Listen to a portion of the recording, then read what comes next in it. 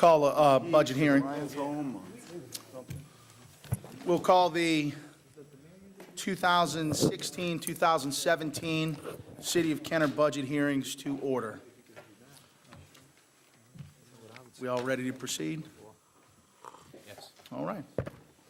First, we have the police department.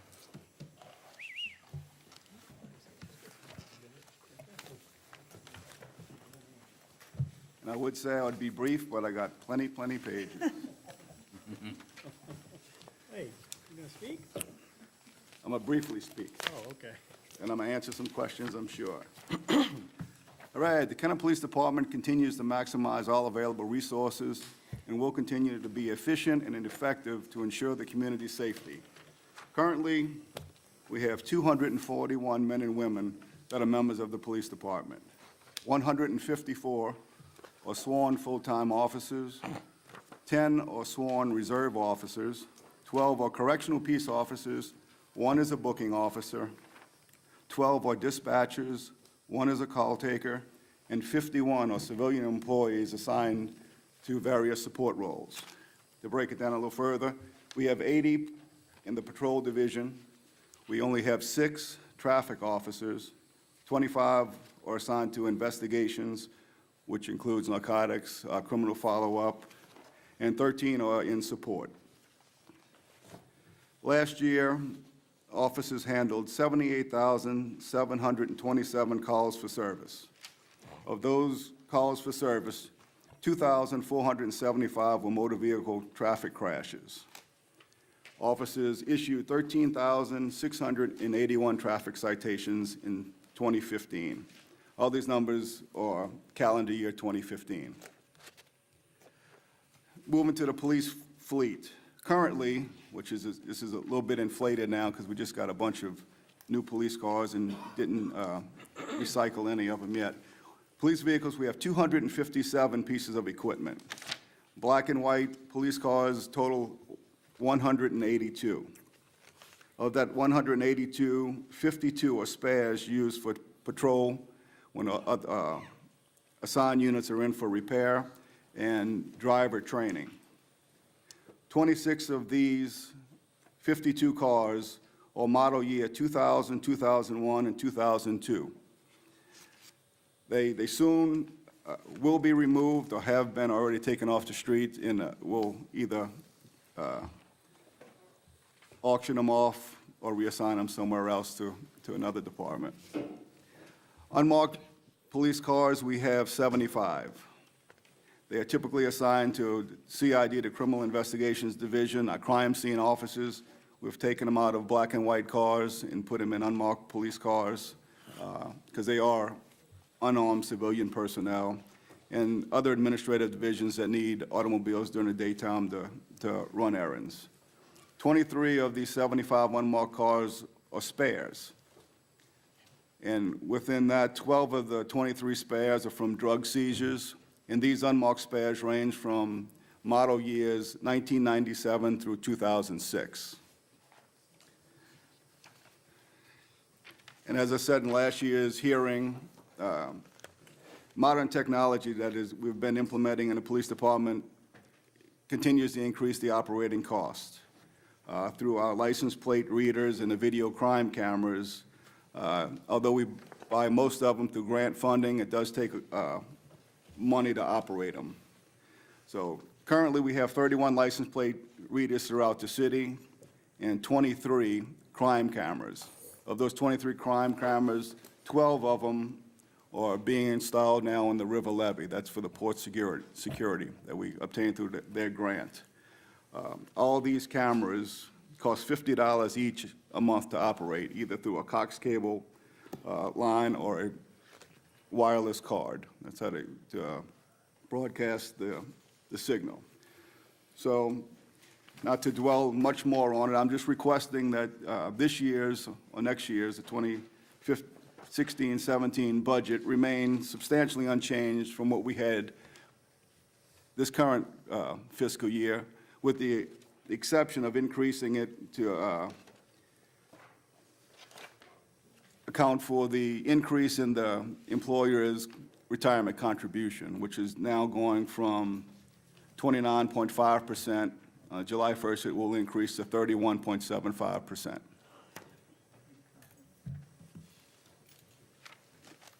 I'll take any questions if anybody's got questions. Yes. Chief Glazer, are there any, I don't want to use the term major, but particular capital purchases or capital projects that are envisioned within your budget? Like specific needs? I remember last year replacing fleet was Well, that's one of always your going major to, issues. yeah, that's always going to be a major problem. We're catching up with it. We're doing the oil settlement money. We were able to jump into it with the seized forfeiture money. We were able to, it's been, I guess, it started again. I don't know if y'all are aware, but for several months, the federal government withheld all the equitable sharing funds, where we would seize money through a federal system, and the local law enforcement would no longer get the money. So it was recently put back in place. So for several months, we were, the money we were taking in, the federal government was keeping it for themselves. So, but So roughly how many vehicle purchases are envisioned with, for next year's budget? Or next is there year's, a- but we have, we like to, not many, no more than a dozen, but that's, it's going to be at the end of next year. If, Okay. we, All right, thank you. Right. Councilman Reno, you have the floor. Thank you, Mr. President. Chief, with the BP settlement money, you purchased how many new vehicles? 21 marked units and 4 unmarked units. And the average age, or the oldest, let's start with the oldest of the 257 vehicles that you said that you had, both the 182 that are used and the 52 spares, about how old are those vehicles? The oldest we had was model year 2000 for the black and whites. And those are the ones that you're going to dispose of, the 26? The 2000, 2001, and 2002 model years. Okay. And what's the average mileage on those vehicles? The older ones have over 150,000 on some of them. Okay. And y'all do your own fleet management, correct? We do. And approximately, what are you spending on managing those fleet as far as maintenance? I'll give you the correct number because we exceed it every year, so.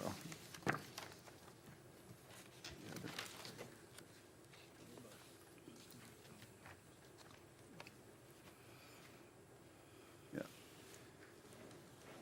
Right, just under 293,000, just under $300,000 annually for the maintenance on the cars. Okay. One other question. How many of your current vehicles do you have under warranty? Approximately. Off the top of my head, like I said, we have I think the Chevrolet Caprices would be the ones that are just coming out of warranty, so roughly 45, Out of a fleet of 257? yes. Like I said, that's an inflated number, because we're getting rid of, Right. a large number of cars. Okay, that's it. Thank you. Thanks, Mr. President. Councilman Carroll, you have the floor. Thank you, Mr. President. Thank you, Chief, for coming in, Mr. Vanderbrook. As it relates to the budget, we all know your budget is pretty much a standstill, didn't change that much. As it relates to the number of deputies, you said you have 151.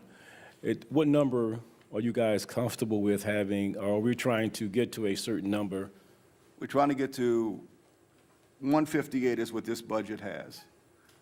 Ideally, 164 would put us where we have enough, as y'all hear every other week in here, traffic enforcement is a big thing in Kenner. And we would love to put, additional policemen, in a traffic section. But just the way we are today, just to cover the patrol shifts, the beat breakdown takes about 160 policemen. So, an additional 4 on top of that, around 164, we're able to put additional traffic units for more enforcement and kind of effectively handle these office complaints that we get. So about, this budget is 158, 164, and an additional 6 policemen would be ideal. Now, this is back from, 12 years ago when we had just under 200 policemen. So, you shrink your police department with the community you serve. So the population is was much smaller. So now we're keeping up with the calls for service. Right. Because between last year and this year, calls for service are just about the same, within 2,000, of what we had last year. And that's a perfect segue into my next question as it relates to time after time again, from the people that come to the council meetings as it relates to people who are speeding within their districts, to be able to do what we can to add additional officers to be able to address that. Some places have a higher priority than others. It's impossible to cover the whole city, obviously, but just to be able to add things into place to support the neighborhoods or other certain, fairways that have a high tendency of people speeding through it is I guess, is something that we should look into as far as it relates to, I don't know if there are grants out there, if there are certain things that we can do to enhance that, because overall, people feel comfortable with the job that you guys are doing, that they feel safe, but that traffic issue is one that's beginning to come up more and more through people here. And the second part of that is, a couple of years ago, a couple of my good friends, people from Baltimore High School that retired, are you sensing that the workforce, all of the workforce is getting older, but you're going to have an issue with guys with experience who are leaving, that's going to leave a void to ensure that we are, staying on top of our They're proficiency? leaving now. I mean, we deal with retirement, I guess, every year. You got a few of them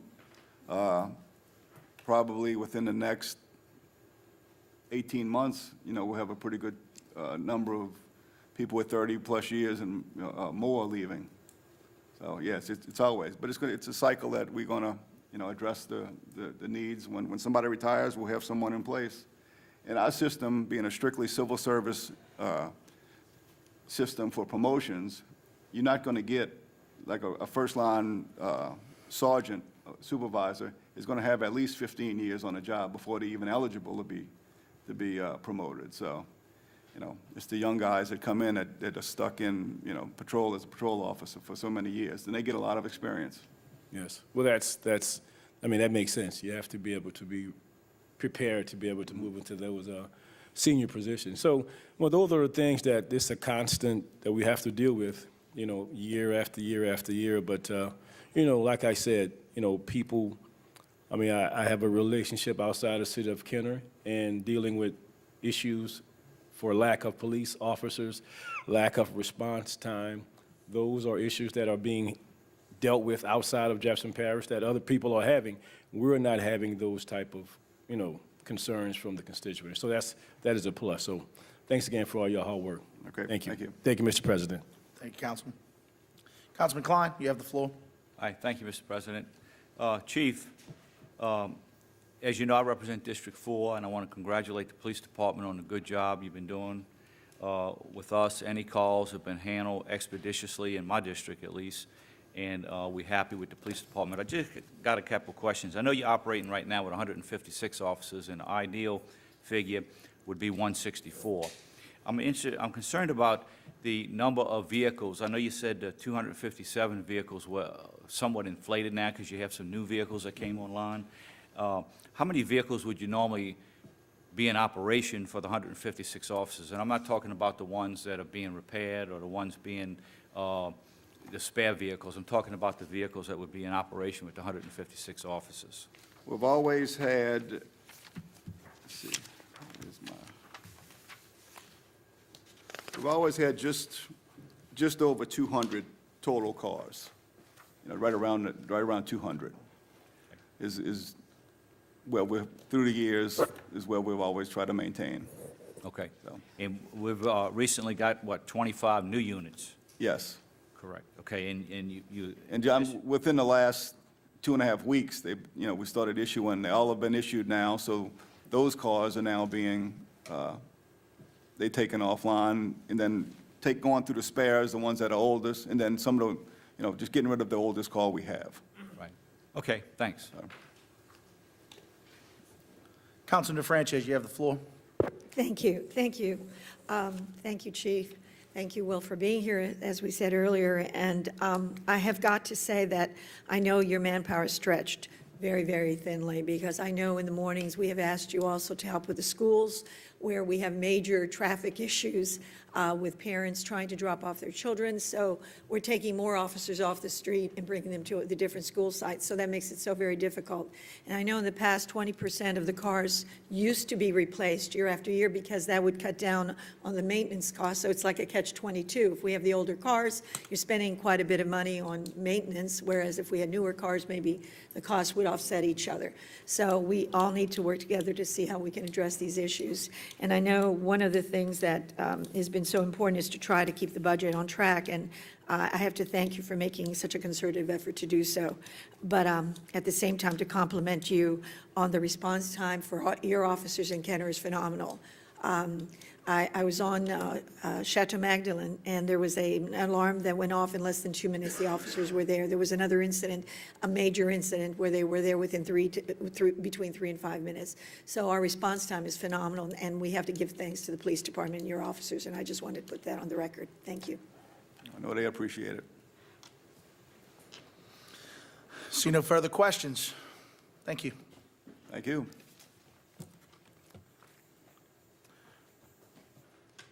Following the police department will be the fire department, then the Pontchartrain Center, then clerk of court.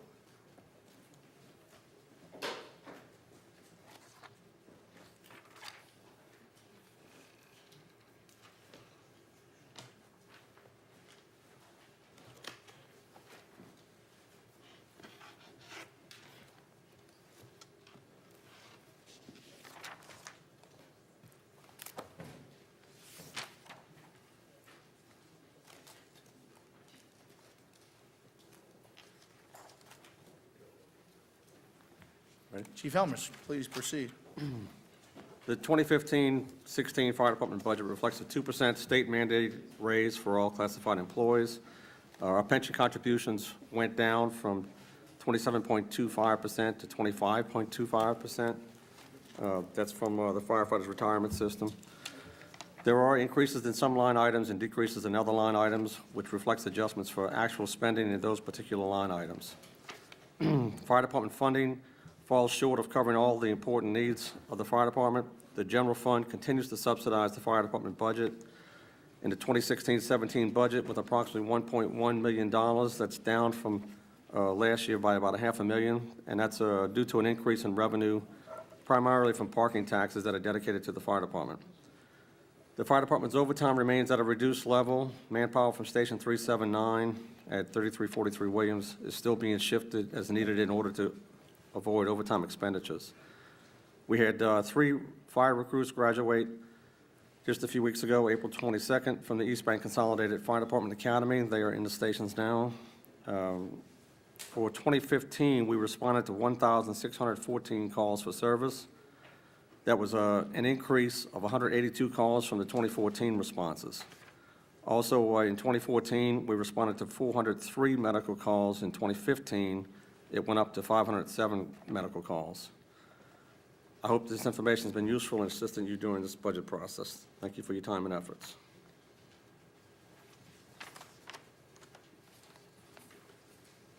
Questions for Chief Helmers? Councilman Carroll, you have the floor. Thank you, Mr. President. Thank you, Chief, for coming today. My biggest concern is overall, our ratings, if I'm using the correct terminology, as it relates to the city of Kenner, as it relates to the property owner's insurance.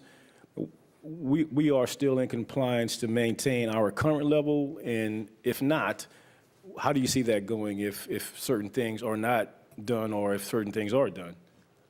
Well, it's always an ongoing effort. We're still a Class 2 department, and the day you finish getting rated, you have to start for the next 5-year term, because you're not rated on the last year, you're rated on 2 years prior, and it takes a whole lot of effort to get ready for the next rating. Right now, our biggest concentration is we have ongoing training that is affecting our budget a little bit. The next rating, we're going to be under a different grading scale. So we have sent guys, including myself, to classes that have been held throughout the state to get ready for this new rating schedule. The biggest thing is that it's going to require more documented training than what we had currently. So we are getting ready for that. As always, we're shooting for the highest score that we can. We are a low in the score range. Between 80 and 90 gives you, between 80 and 89.99, that gives you Class 2. We are on the low end in the 80s, low 80s. For our school, we're going to try and achieve at least an 85.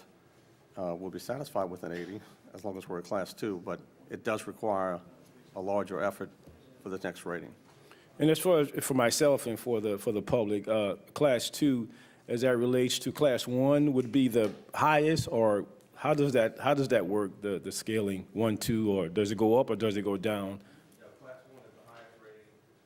Class 10 is basically, you exist, but that's about it.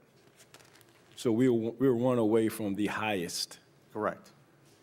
and that's based on 2 years of data. Also, it's based on the equipment that you have, the number of firemen that you have, response time, all of those things that make up. And as far as training, is it done in-house training, or is that an expense going to be incurred by going to the academy? How does that training, how do we keep up with that? Well, some of our training, we're required to do group company training at a facility with a tower with, I think it's 2.5 acres of property. We don't have that. We use the Bridge City site that Jefferson Parish has. Some of that's required night training. So like if you see our trucks going across the river at night, chances are, unless it's a big fire, we're going over there for training to Bridge City. And that's required. So the training schedule that you guys put together is for you put in a plan or a schedule for training for the year that everybody knows what they have to receive for yearly, quarterly, semi-annually. How does that? Yeah, in concert with the Bridge City training site, they have scheduled time periods that are available for each department in the parish, and you have 18 departments that are using that site. So we coordinate that, and sometimes we do training with another department, and you'll still get your credit for company training that you had to do with more than one company, say like ladder training, where you might require 3 companies to be doing it together. Yeah, and you know, as far as the constituents talking about it, you know, a couple of years ago, we may have had a concern, a challenge about some training that was not completed. And just, you know, just talking about it, just to make sure that we are in compliance with the training so it does not affect overall. That is just the overall concern. And from a financial standpoint, from a budget standpoint, you know, we have to deal with that. But the training is something that we can have happen that should not affect, you know, our planning process for this. So that is my concern, as well as everyone in this building and everyone outside this building concerned. So, you know, we are comfortable that the training will be put into place to ensure everybody is under compliance, all the firemen. Right. Thank you. Thank you. Thank you, Mr. President. Councilman Klein, you have the floor. Thank you, Mr. President.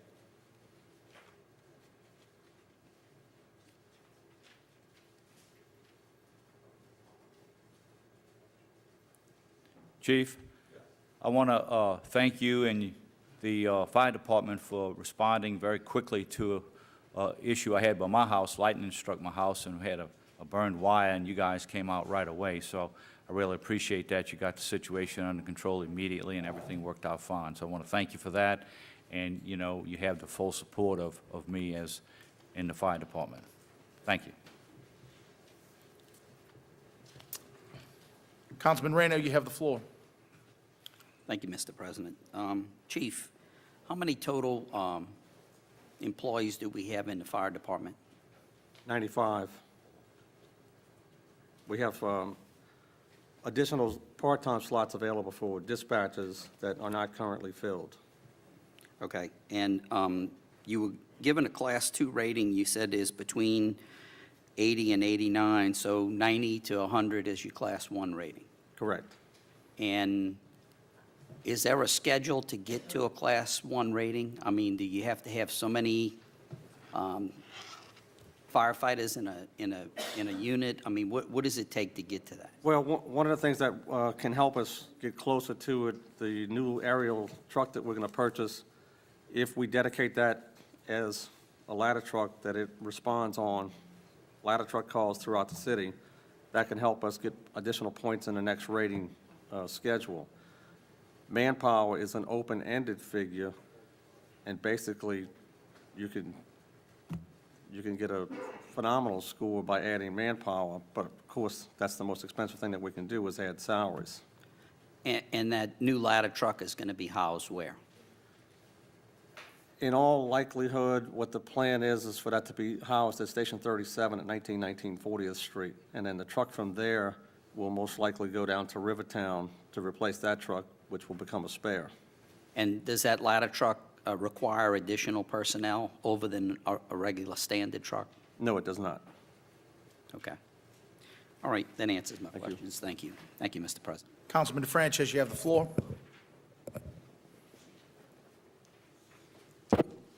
Thank you.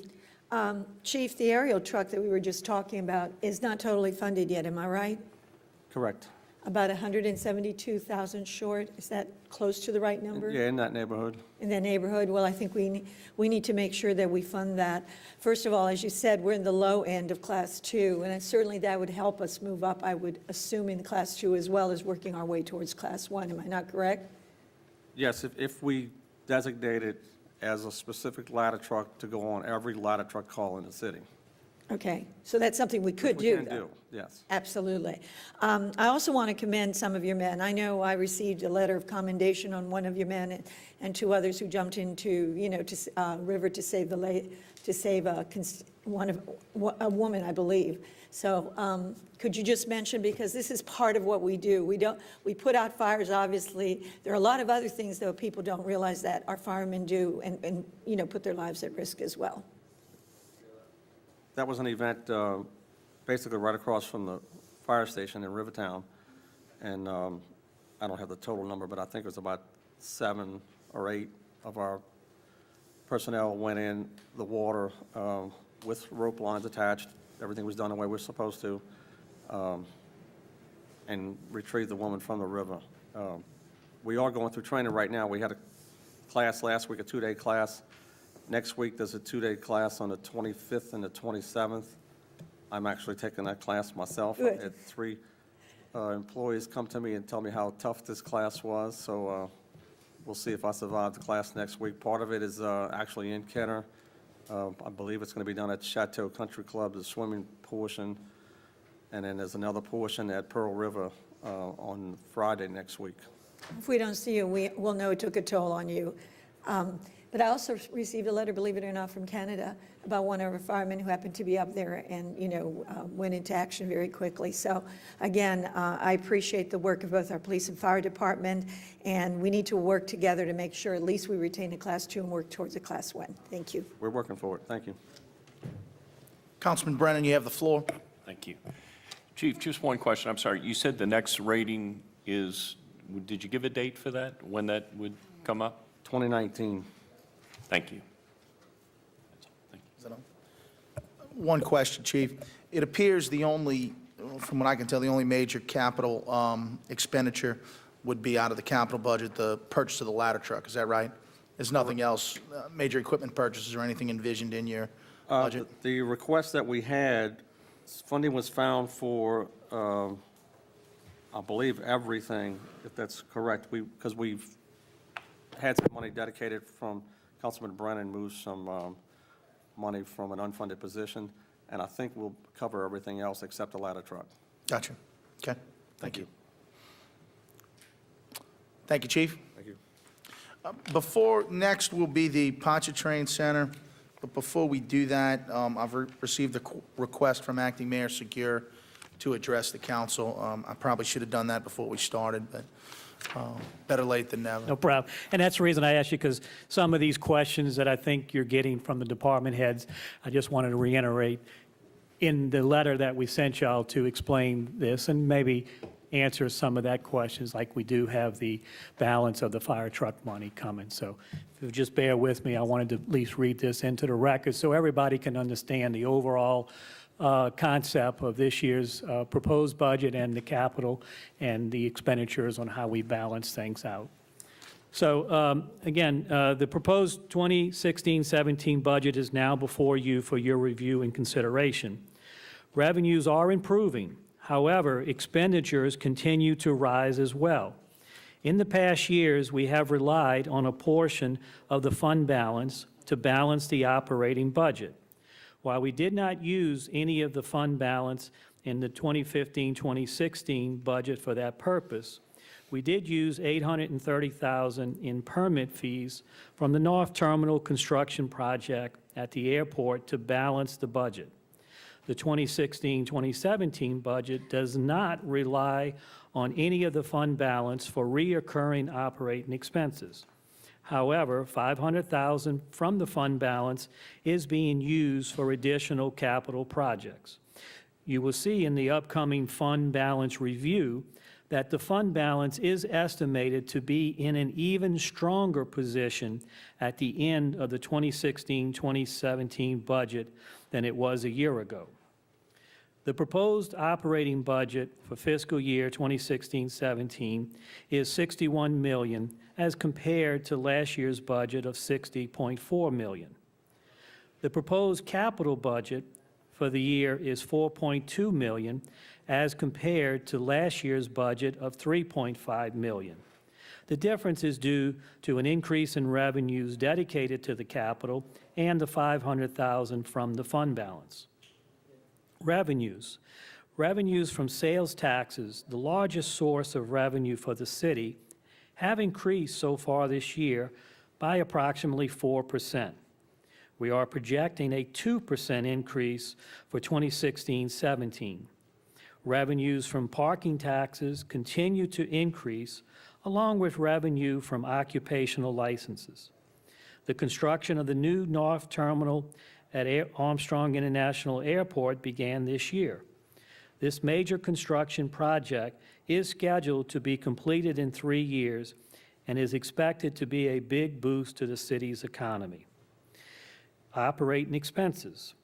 While health care costs continue to rise as a result of negotiations with United Healthcare, the city was able to retain the same level of benefits for our employees while limiting the increase to a 7.9%, or an estimated annual cost of $315,000. The city is also facing increases in its required contributions to 2 of the 3 retirement systems Kenner participates in. The municipal employees' retirement system rate increase from 19.75% to a contribution of 22.75%.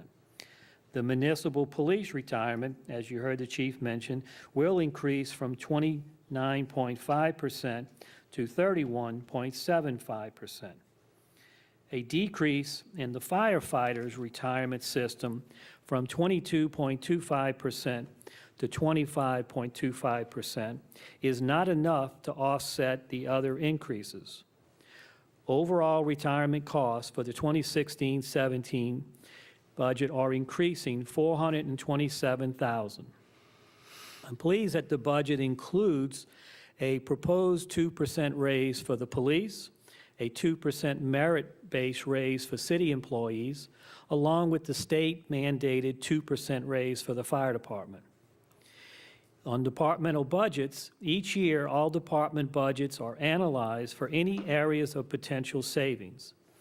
Due to the number of reductions and consolidations made during previous years due to the economic downturn, there are very few areas where costs can be reduced without adversely affecting the level of services provided to our citizens. On the fund balance, the city's goal is to maintain a fund balance equal to at least 10% of the operating budget. The fund balance entering the 2016-17 fiscal year is projected to be $9.5 million. However, that figure includes $2.3 million in unbudgeted permit fee revenue from the North Terminal project at the airport.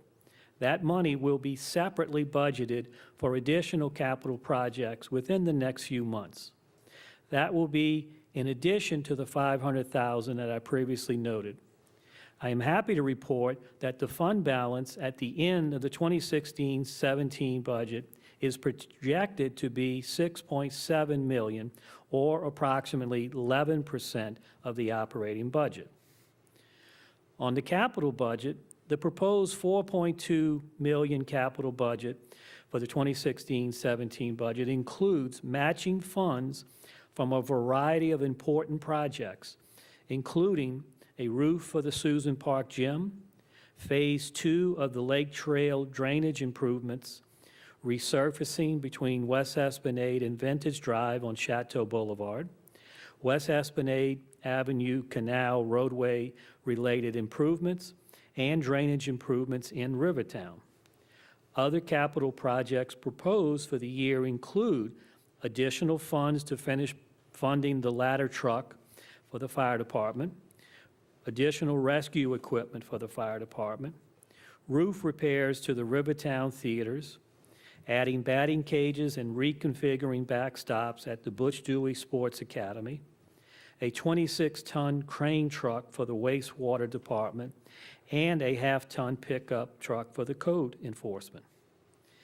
In conclusion, the good news that revenues are growing. However, that is offset by the cost of providing city services, particularly health care and retirement costs.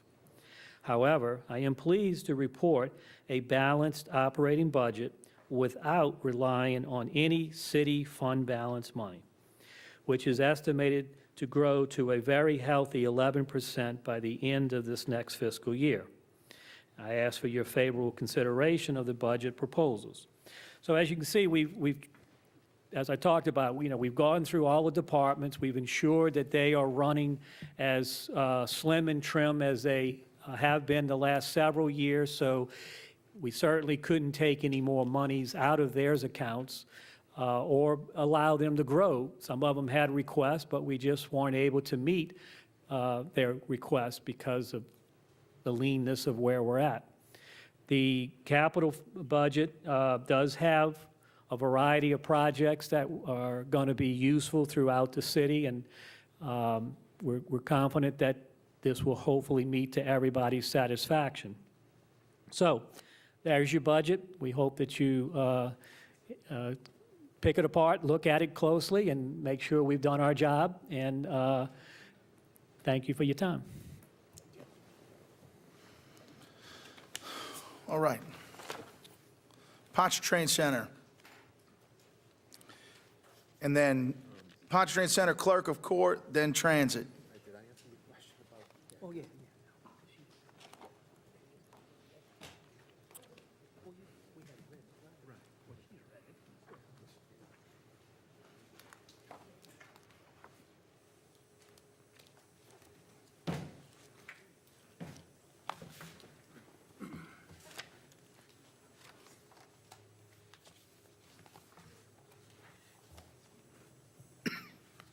Good afternoon, Council President and members of the City Council. My name's Kathleen Turner. I'm the General Manager of the Pontchartrain Center, and with me is David Weidler. He's the Regional Director of Finance for SMG. The letter that I've given to you is regarding the 2016-2017 budget, and it's our proposed budget and the 2015-16 estimated budget. Please note, while expenses for insurance and benefits have risen on a national platform, SMG has been able to maintain revenues during the past 5 years. Our revenue budget for 2016-2017 is $1.4 million, or 73% of expenditures. Please note the following for your information. Budget revenues for 2016-17 have stayed consistent or been raised in the departments of rental income, catering, concessions, advertising, and box office income. Also, expenses for 2016-2017 have stayed consistent or been lowered for office expenses, equipment rental, utilities, professional fees, and insurance. We continue to operate that our management fee is 100% performance-based. We continue to seek out new revenue sources through our professional affiliations and in concert with the JCVB and the SMG network towards securing conventions, sports, and ticketed events. In conjunction with the city, we offer local community affordable rates. We recently secured for 2017 a renewal of the Spirit Championship. It's a cheerleading competition which we just completed. We just did a 5-year renewal of the AKC Lanyap Classic Dog Show. And for food, we have Volunteers of America doing a banquet for approximately 800 people. We continue to work in concert with the city, and as in the past, the city will continue to control all capital expenditures pertaining to the facility. I'd like you to please note that as the venue ages, equipment repair costs have risen.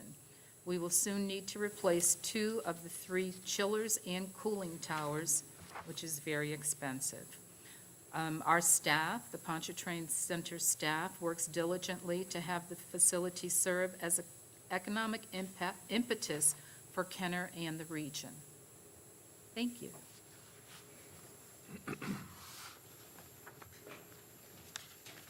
Councilman Carroll, you have the floor. Thank you, Mr. President. Mr. Turner, good evening. Good to see you again. Good to see you again. Nice. Glad you could make it here today. This is just more or less of an opinion of mine. Just looking at the Pontchartrain Center, I have a tendency to think of it as libraries or museums. That this is a necessary facility for the city of Kenner because it attracts so many things, just like a library or a museum. As far as the operating expenses, you always know that the things that are happening never seems to meet the overall operating loss that we're going to incur each year. And the only way we can just totally get rid of that is to have more things coming in. That being said, with the gentleman from SMG, our new way of doing things, do you see that as part of where we're going? If you can understand all that mumbo jumbo I put together, please help me out. And we are continually striving to get to that. However, most convention centers do operate at a loss.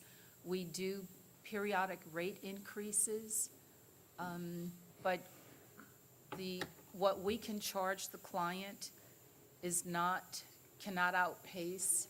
It can't keep up with just what the rates for things that we have to pay for. Right now, our biggest expense has been that our repair expenses are getting very, very high. We're competing with, I don't want to say competing, but I mean, we can't charge more than, we have to be comparable, our rates comparable to what the market will bear. We can't be so expensive that they just don't come, and we don't want to be so low that it's like, oh, we might as well go to a hotel. Right, and I mean, not to cut you off, I think the word competition, there's nothing wrong with that. We are competing. Yes. with everyone in the greater New Orleans area, so that's a good thing. And normally the person that provides the better services, our buildings are getting older. You have to, because if it doesn't look, Right. people are not going to want to come there with their families and, other events that we're trying to bring into the city. So that is so very important. So, and my next question, you answered it, that most of the civic convention centers, they operate at this. So this is something that everyone knows happens. It's just an opportunity to just keep striving to make things better, to bring more things in, at the same time keeping up the facility so that you have that opportunity to do that. So, it's a conundrum. It's something that goes around in a cycle, and for the most part, our new way of operating the facility seems to be working. It is working. We did a few years ago reduce our staff. So while we have increased part-time people, We've been operating with 3 full-time less. We sometimes think, right, so it saves on benefits. Sometimes we do feel like we need to add a person, but we've not, I haven't come to the council and said, I do need to put someone back on staff. Our event activity books probably over 40 weeks out of the 52. So we have very little downtime. And the one thing where we could increase revenue is parking, and we can't. Right. We And revisited that. yes, we have a couple of times. And On our consumer shows, we do charge the client for parking, and they agree to pay it so that we will not, in fact, charge their clients parking.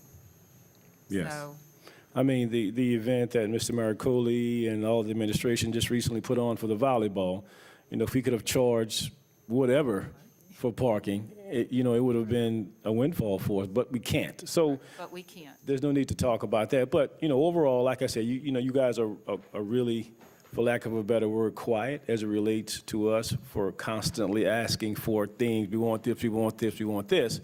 So that's a plus right there. The building is getting older. I hear a lot from Councilman Reno as it relates to that. So you don't have to. He always talks about it. So, but like I said, this is unnecessary. We need this building, I believe, to attract people, families, and things. So, all we can do is move forward, keep up the good work, and as things evolve around the country, to keep us involved in ideas, fresh ideas, to be able to to elevate our city and our complex. Thank you. We'll continue to strive to do that. Thank you, ma'am. Thank you, Mr. President. Councilman Reno, you have the floor. Thank you, Mr. President. Welcome back, Ms. Turner. Thank you. We have spent a lot of money recently on the Pontchartrain Center, putting a new roof on and some other changes inside, correct? Yes. So the city we're constantly spending money, but I have some questions in regards to the chillers and the cooling towers. Has anybody looked into an estimate of what it would cost to replace those? Yes, your estimate, we have 3 chillers. The one in Hall C is the newest, so we're okay with that. Halls A and B, the chillers are as old as the building. They're $250 per chiller, so that'd be $500,000 total. And then you need the cooling towers to run the chillers, and those are $2,000 apiece. Okay. And those are the original chillers that They are the original chillers. So you've only replaced one? Yes, Okay. Doing a great job. Thank you so much. thank you. Thank you, Mr. President. Mr. Quigley, you have the floor.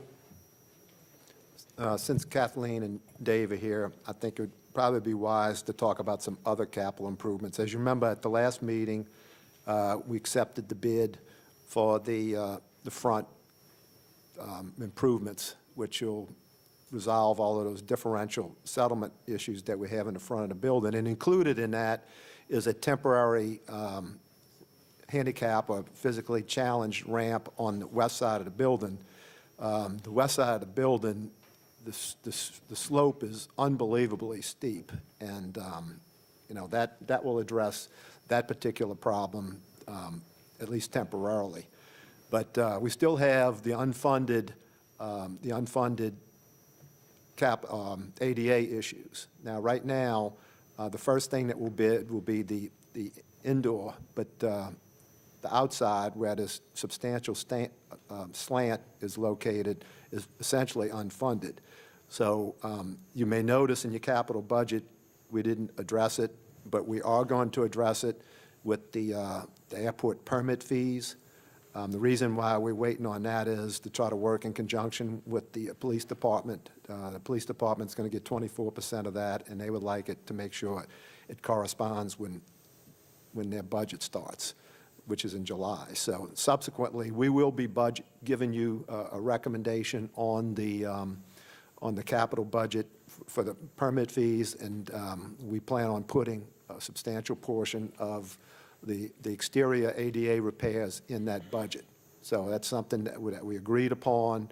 The engineers, we met last week with the engineers to discuss the ideas as how they're going to resolve that. It won't be cheap, but there's so much sinkage, it's unbelievable. We're going to almost have to demolish almost a quarter or a third of the parking lot and raise it to try to get it to where it feathers into the building. So that's something that we will have to deal with, but that will be in the permit fee budget when we come in. So if you notice it's not in the capital budget right now, is because we plan on putting it in with the permit fee that has to be budgeted. And again, we're working in concert with the police department to try to time it as to what the best timing in terms of budgeting it. Thank you. Councilman DeFrancis? Thank you, Ms. Turner. I just wanted to mention that I think you've been working hard to try to get a balance between events that bring in people from out of town, because that also helps the revenue with the hotel motels, the taxes we collect, which also benefits the Pontchartrain Center. And I think we've been doing a much better job, and I've got to compliment you on balancing, those events that bring in people from this area as well as those that bring in people from the outside. And we have to keep moving in that direction. I just wanted to say that to you. Thank you, Michelle. Councilman Klein, you have the floor. Directed to Mr. Quigley. I understand one of the issues at the Pontchartrain Center is that the building itself is not sinking, but the parking lot around the building is sinking, and that makes the slant, as you called it earlier, up to the walkway. Is that correct? Yes, I'm using Jose's term, differential settlement, but yeah, there's a severe difference between the pile-supported building and the settlement of the parking lot. And like I said, we addressed the front of the building, I think the last meeting, with that particular bid. But the west side is part of our ADA, Americans with Disability Act settlement.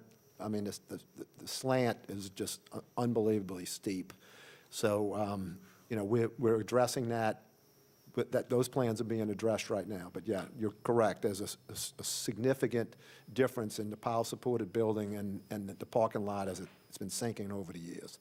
And that's not unusual, because most of Jefferson Parish and most of Kenner, where you don't have piles in these parking lots, you see like Winn-Dixie and places like that, Walmart, the parking lot actually sinks down, and not anything might be on pilings. In fact, over the last 20-something years, it has sunk several inches around the Pontchartrain Center, so it's about time that we try to address the issue as efficiently as we can. Is that correct? Absolutely. Okay, thank you. I thought it was differential. Mr. I think I know the answer, but do any of the repairs and the major work that we're doing, is it anticipated that any of that work will reduce the cost and the maintenance outlay on an annual basis? No. Yeah, I didn't think so. All right, just asking. Cautiously optimistic. All right. Thank you. I would like to mention, when we were discussing the chillers, that it would be difficult to operate, and we may have to cancel should a chiller not operate. They're not okay without air conditioning? Thanks. Thank you. Clerk of Court, then Transit, then Community Development.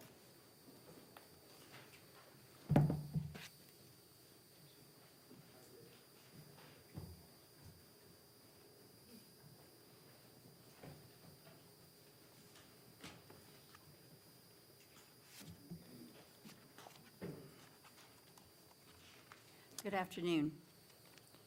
The overall proposed budgets for the Clerk of Court and Mayor's Court represents a financial commitment of $803,897 for the fiscal year 2016-2017. This amount has been achieved through cost savings measures and represents an overall reduction of $9,849 as compared to the 2015-16 budget. In the clerk's office, the 2016-17 requested budget amount is $723,722, which represents a $9,849 reduction from the previous budget due to a payroll savings from the retirement of a 34-year employee. Within the division of the Mayor's Court, the requested budget is $80,175, which represents a virtual standstill from the previous budget year.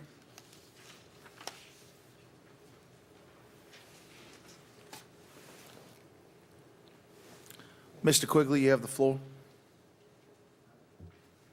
I'd like to add to Mary Sharon's request or indoctrination that Doug Dote, our emergency manager, finally known as Dr. Dote, has did a report and told us that we had some security concerns in regard to this particular building, this particular courtroom. As you know, it serves as a courtroom as well as the council chamber.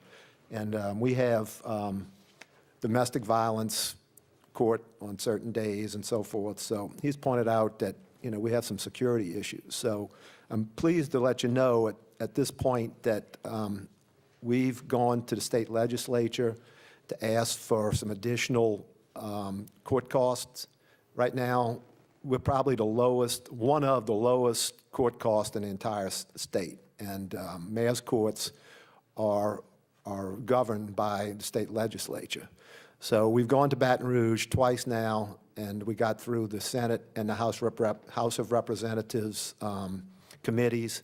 The full Senate approved our court cost, and all that remains is the House of Representatives to approve our court costs, and of course, the governor has to sign off on it. But we feel real confident that we're going to get these additional court costs. Essentially, they're paid for by what we call the scoff laws. Is that how you say it, scoff laws? But anyway, we feel that will give us about $200,000 extra. Now, of course, it's not in this budget right now because you can't start counting on it until it actually occurs. But we suspect that we're going to have about $200,000 a year of additional court costs, and it has to be dedicated to court security and technological upgrades. We also threw in some technological upgrades. So with that, we may be able to get a newer version of the magnetometer. Dr. Dote will have to tell me if I said that word correct or not. And then also some additional personnel, security personnel. So again, this will come from the persons that come into court and have to pay court costs, but it'll be a major upgrade to our court and to this facility itself. Thank you. Councilman Carroll, you have the floor. Thank you, Mr. President, and thank you, Mr. Quigley. That was the question I was going to ask Ms. Howard as it relates to, you always want to improve things and make things better. And, speaking to younger people who are always up on the latest and greatest IT information, and like you mentioned, the security, do we have a plan into place to be able to update, I guess, for lack of a better word, for the IT portion to help facilitate the process that we're doing, something in place to look at the IT support? Do we have anything that we're working on or trying to put in specifically without giving away any security information? Well, I know the security is being worked on and how that will tie into the IT section of the court. I'm not yet aware of how exactly that will work. The system that's used in court is only a couple of years old when we went paperless under a former director. So that system is constantly being updated through the company that is contracted with. But I feel certain that there'll be some additional upgrades when we're able to increase the security for the building and the employees here. Okay, thank you. Thank you, Mr. President. Yeah, and as far as I understand, Ms. Howland, our electronic system is pretty well state-of-the-art as far as I understand. Yes, it's a very complicated and thorough system, and we receive a lot of updates on it as we go along. So you're always learning on that system for sure. I see no further questions. Thank you, Ms. Howland. Thank you. Transit, community development, then civil service. Is that you, Duke? Transit? Transit. Yeah, as you know, the transit budget is for the operation of the Kenner Loop. The RTA basically runs it for the city, and they send us a bill each month for the difference between the cost operated and the fair revenue that they collect. We have two revenue sources that we have dedicated to cover that. We get some mass transportation funds from the state, it's about $136,000, and we get a portion of a transit millage that the parish collects based on that formula that was worked out a few years ago. We get about $283,000 a year out of that. Those two expenses, those two revenues basically cover the cost to operate the loop. Did they ever, did the RT ever get their increase at the New Orleans City Council level? Do you know? I'm not aware of any recent increase. Yeah. If they did, we would benefit from that, right? Well, yeah, it would reduce the operating loss that we're paying for. Who is our rep on the RTA board now? I know it was Al Herrera, and I think I think Al's still in it. he's still on it? Okay. All right. I think we need to check with him on that, because they were going after, well, frankly, when I was on the board, they were setting up a strategy to go after a rate increase at the RTA.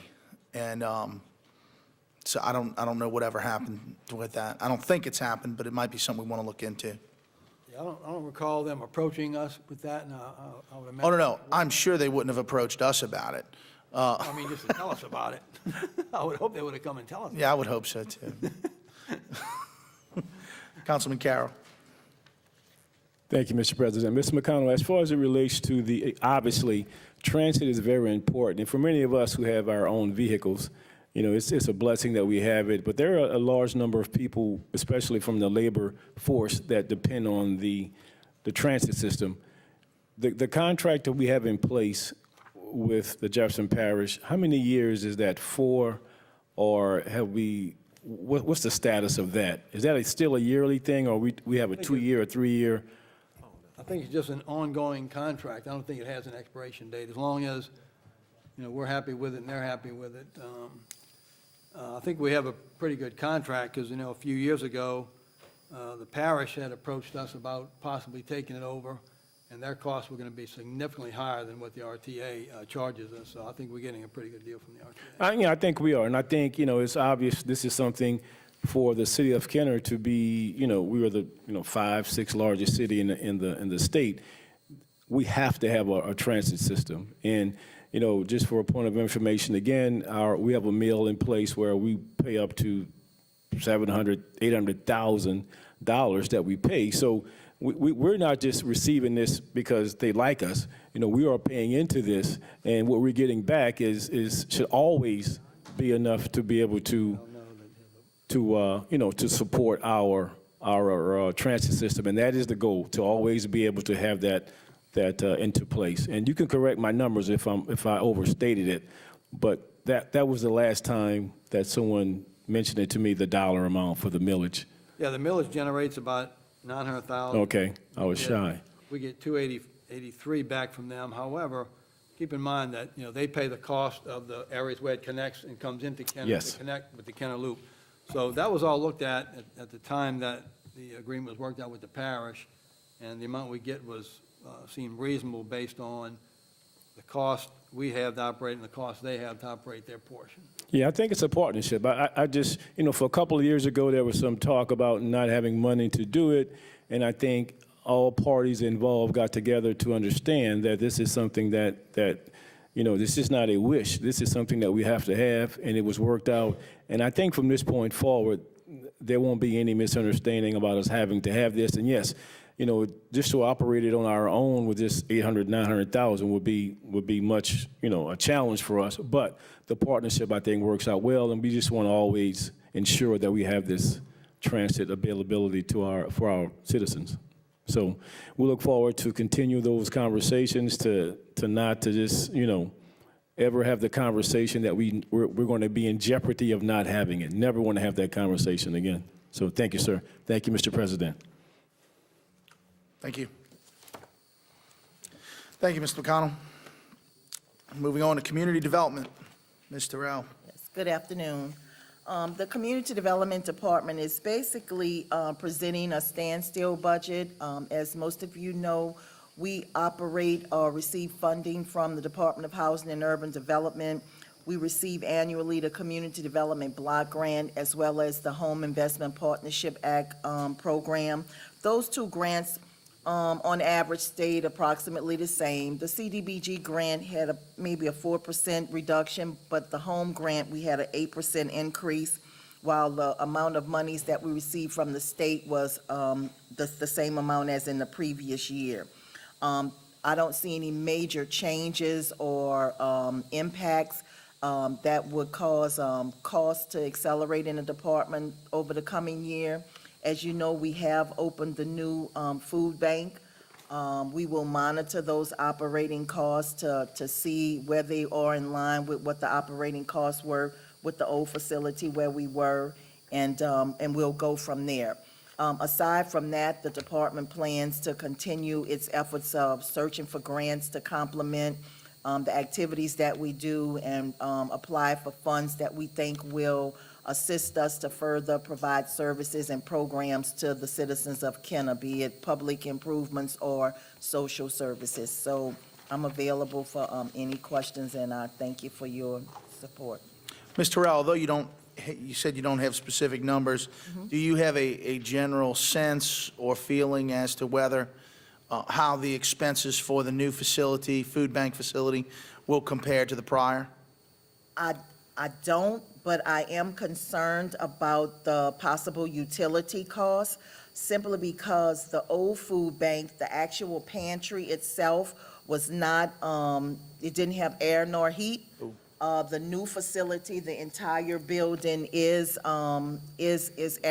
climate controlled, so we'll have to look at that. Okay. See no other questions. Thank you. Thank you. We have Civil Service Personnel, then Parks and Recreation. Mr. Chairman? Mr. Chairman, Yes, sir.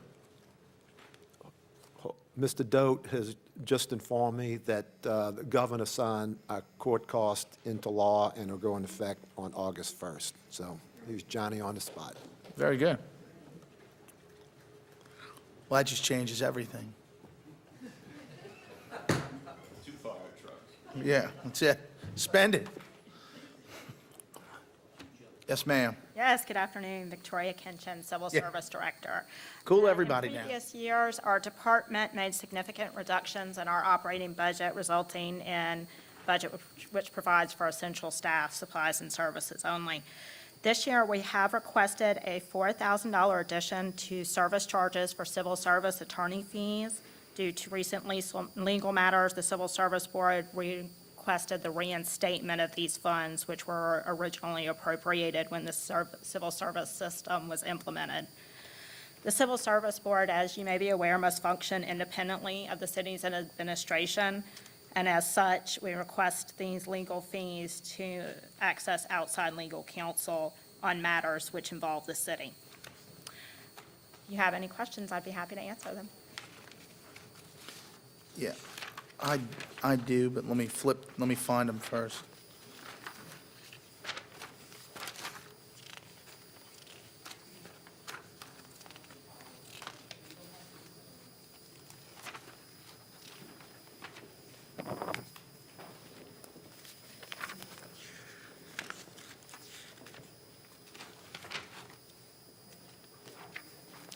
Yeah, what were the expenses being reinstituted?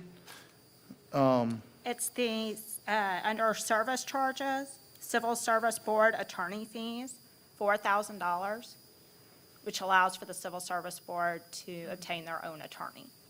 Okay. Yeah, I did have a question. In that paragraph, it said, due to recent legal matters, the board has requested reinstatement of funds which were, so these were funds that were in when they started civil service? They And were. what, over time it was reduced because they weren't used? Correct. The board has not had an appeal go above the board. It has not gone to the 24th or now the 5th. So we have not had a need to have outside counsel until this past year. Until this past year? Correct. Okay. And so was that one matter or was that multiple matters? That was one matter that was directly for the board, and then a couple of matters that the board was requested to comment on. Are we seeing an increase in the number, or was it just a one year? No, I believe in general, our appeals have remained level. We just have had our first matter go to a higher Okay. court. Gotcha. Thank you. Thank See you. no other questions? Personnel, Parks and Recreation, then Public Works.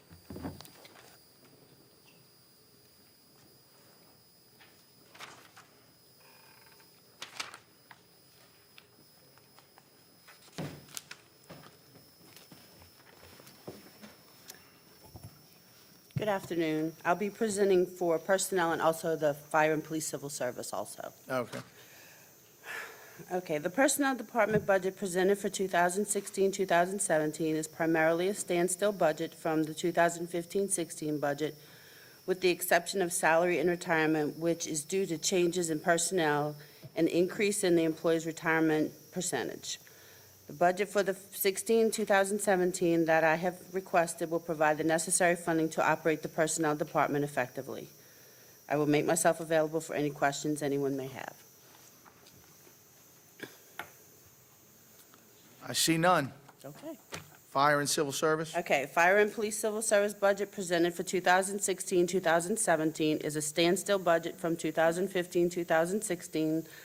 The budget for 2016-17 that I have requested will provide the necessary funding to operate the department effectively. If anyone has any questions. In light of what Ms. Kinch and I were talking about, have we seen similar issues with the Fire and Civil Service Board? Not really. Increase in uptick in? No, his bill stays primarily the same. What's that? His bill has stayed primarily the same. All right, thanks. I see no other questions. Thank you, Ms. Foles. Thank you. Parks and Recreation. After Parks and Recreation will be Public Works, then Sanitation.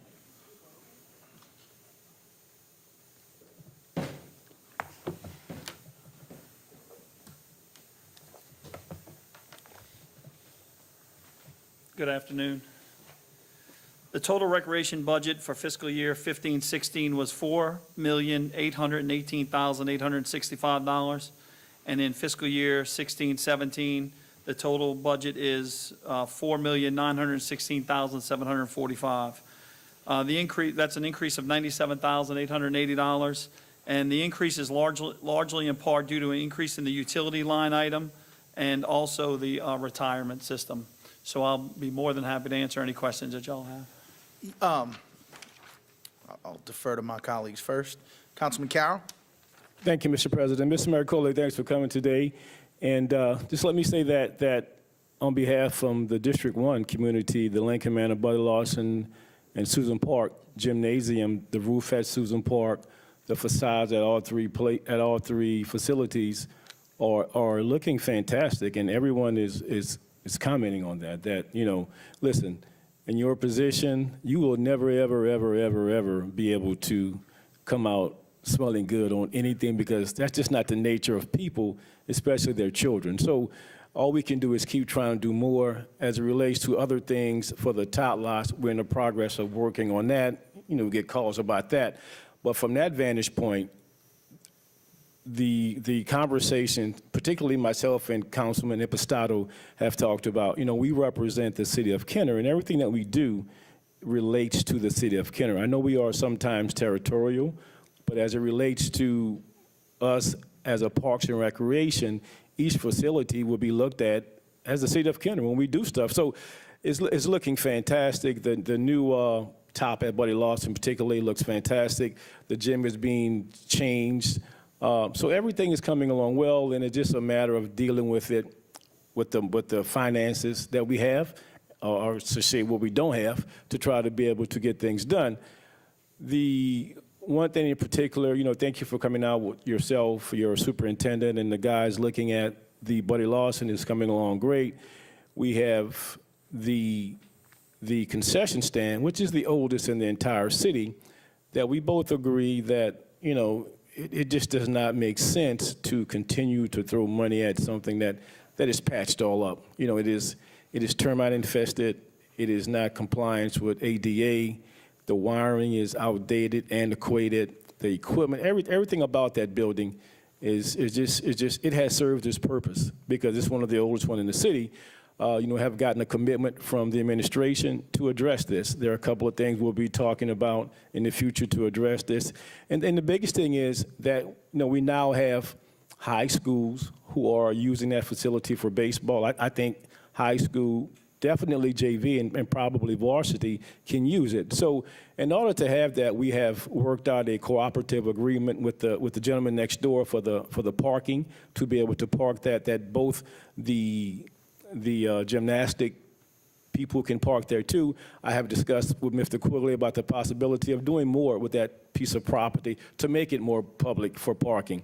A lot of things are going on. Also, as we will discuss in our next council meeting, we have a new school coming into the district, the Kenner Science, who will be at the Rivertown area, who now the pre-K will have access to the playground, the gym and the playground. So when you are now bringing children in and we have adults, some of the things that's kind of, it's really not good to be able to, as much as I'm out there, see individuals that come to the restroom and it's not handicapped, where it should be. And now we have children who they may have some children. So, all of these things going on, we have to keep up with everything. And to have that building looking like the rest of it would only improve the overall things that we were doing at Butch Dewey, the things that we'll be doing at other playground, because this is like a contingency. When things are going on in one place on the south side of town, if it doesn't rain, that facility can be used for different things, for basketball, baseball, whatever. So we have to maintain the ambiance, the overall structure, and this is just speaking particularly about Buddy Lawson only. The rest we will deal with. That building, this has to be addressed, and thank you for coming out there. That we will go forward and address that as we go, get closer into the fiscal year. Yeah, and when we did meet out there, we went through it, basically item for item, and you're exactly right. That building needs a lot of work, which actually is more appropriate just to be removed and replaced. Yeah, most cost effective. To try to patch and fix, it's going to be more as opposed to something new. So, Well, and actually patch and fix isn't the right word, because it's basically remove and replace Yes. the entire item in Exactly. each part. So Thank you. It would actually, as you said, be way more expensive to renovate from scratch, basically, than bulldoze and start over. right, and this is something, as opposed to later down the road, this is something we have to address, sooner than later, particularly because of the young children coming into the, using the facilities. All right. Thank you, sir. Thank you, Mr. President. Councilman Reno, you have the floor. Thank you, Mr. President. Mr. Maricoli, what Rivertown buildings are going to house the Kenner Discovery School pre-K through kindergarten? It's going to be the exhibition hall, a portion of the Science Center, and the old Saints Hall of Fame building, which is the 3 rooms Okay. that are immediately connected to the exhibition hall entrance, and the old Native American Museum and the atrium. So it's basically that one section of the complex and half of the Science Center. Okay. So the planetarium is going to stay, Correct. because I see you have budgeted for a coordinator and, Correct. So I- Planetarium is staying in place. The planetarium, the coordinator there actually does a lot more than just deal with the planetarium. They deal with a lot of the buildings and facilities in Rivertown. So even though they're assigned specifically to the planetarium, they do other work as far as Heritage Hall, the Heritage Park, all the facilities down there. So they do quite a bit. I just wanted to get that out in these budget hearings so that the public knows. The properties that y'all have in recreation, how many playground, parks, gymnasiums, how many different buildings? We have a total of over 80 facilities. Okay. That's including our playgrounds, our tot lots, the miscellaneous areas, for example, Veterans Park, Lake Town, those kind of parks, Seton Park, Fassbender, Boat Launch, the ceramics facility, the splash park we maintain, all the Rivertown buildings, the tennis courts and the gyms. So it's over 80 facilities. And how much money is budgeted for capital improvements? For capital improvements, the money that is budgeted is $125,000. That's the money that we generate through rentals and different things that go on. That's the main funding that we have for that. And it's dedicated revenue, so we don't have any additional Correct. capital funding. Correct. It's dedicated back to the use Right. for the capital projects. But, I mean, we don't necessarily dedicate each dollar in there. If we have a major item come up or something happen, we utilize those funds. Okay. And do we have a list on each property of capital improvements that, has an assessment been done on these properties? Absolutely. The list is very long on every single property. I mean, we've gone out to each site. We talked to the supervisors at each site. We tried to do everything we can to, to find out the needs and everything as we're presenting our budget and to the things that we would like and need. And if you go through each facility, I can assure you there's 5, 6, 7, 10 things at each facility that needs to be done or upgraded. And obviously, just the funding's not there. So we prioritize based on, what we feel is the most, obviously, if it's in danger or anything to the public, that's our first priority. And then we move it from there, what needs to be done and things of that nature. Can I get a copy of the one that you have, Gladys Playground? Absolutely. And anything in my district? Absolutely. Thank you. That's all I need. Thank you. Councilman Klein, you have the floor. Mr. Mericoli, I want to thank you for working with me in my district, especially on Mus Bertolino. I know you and I have been successful with having new lights put up. We've also been successful with a new electrical system, so the people at the facility won't have to walk 2 blocks here and there to put the lights on. Also, the gym will be painted shortly, is that correct? That is correct. Matter of fact, as the councilman was saying earlier with the facilities, we recently approved all of the facilities being painted, and we're working on the contracts now. As soon as the contracts are done, we're going to give the notice to proceed to start the painting of all the facades and the rest of the facilities throughout the city. So yes, you're correct. Okay, and also you and I worked hard on the covers for the bleachers and the dugouts, and that will be done shortly. The council recently approved the covers for the bleachers and the dugouts, and at least from my district fund. Well, and we actually, we have the funds correct, but, and there's some things that we're working on, correct. So it's moving, and the process is moving forward on that. Yeah, and I want to thank you for your help. We also have some plans in effect, in the works to improve the restrooms, the bathrooms at the facility, as well as other items such as the fences and that sort of thing. So we have a bunch of things to improve Bertolino, and I appreciate your help on it. No problem. Thank you. Councilman DeFrances, you have the floor. Thank you. Mr. Mericoli, I just had a quick question. A computer support technician, do we have someone new in that position? That is actually going to be a new position. We're in the process of trying to hire that now. Okay. The Recreation Department recently just went to online registration for a lot of our programs. Right. And with the amount of facilities that we have and the amount of computers that we have spread out at facilities and different things, we tie up IT quite a bit with utilizing, their resources to come and assist us in doing things as far as maintenance requests and things at our facilities. So we just had recently a big shift in some of our positions in our department, and what we did was we reallocated some of those funds to put to another position, which would be the computer technician. The computer technician will technically answer to the IT department. However, the funds are coming from my department from those positions that we consolidated, and they will be doing, the majority of the work will be, I keep trying to make sure he realizes all the work will be being done in the recreation department. But basically, it was a position that since we had we consolidated those positions to make this position because of the need we have. Well, the reason I asked it showed in the 2015, 2016 that we had it budgeted, but it sounds like we didn't actually fill the position. Am I correct? Actually, in 2015, 2016, at the beginning of the year, it was a filled position. And then? Obviously, we had some changes. I have a new assistant director.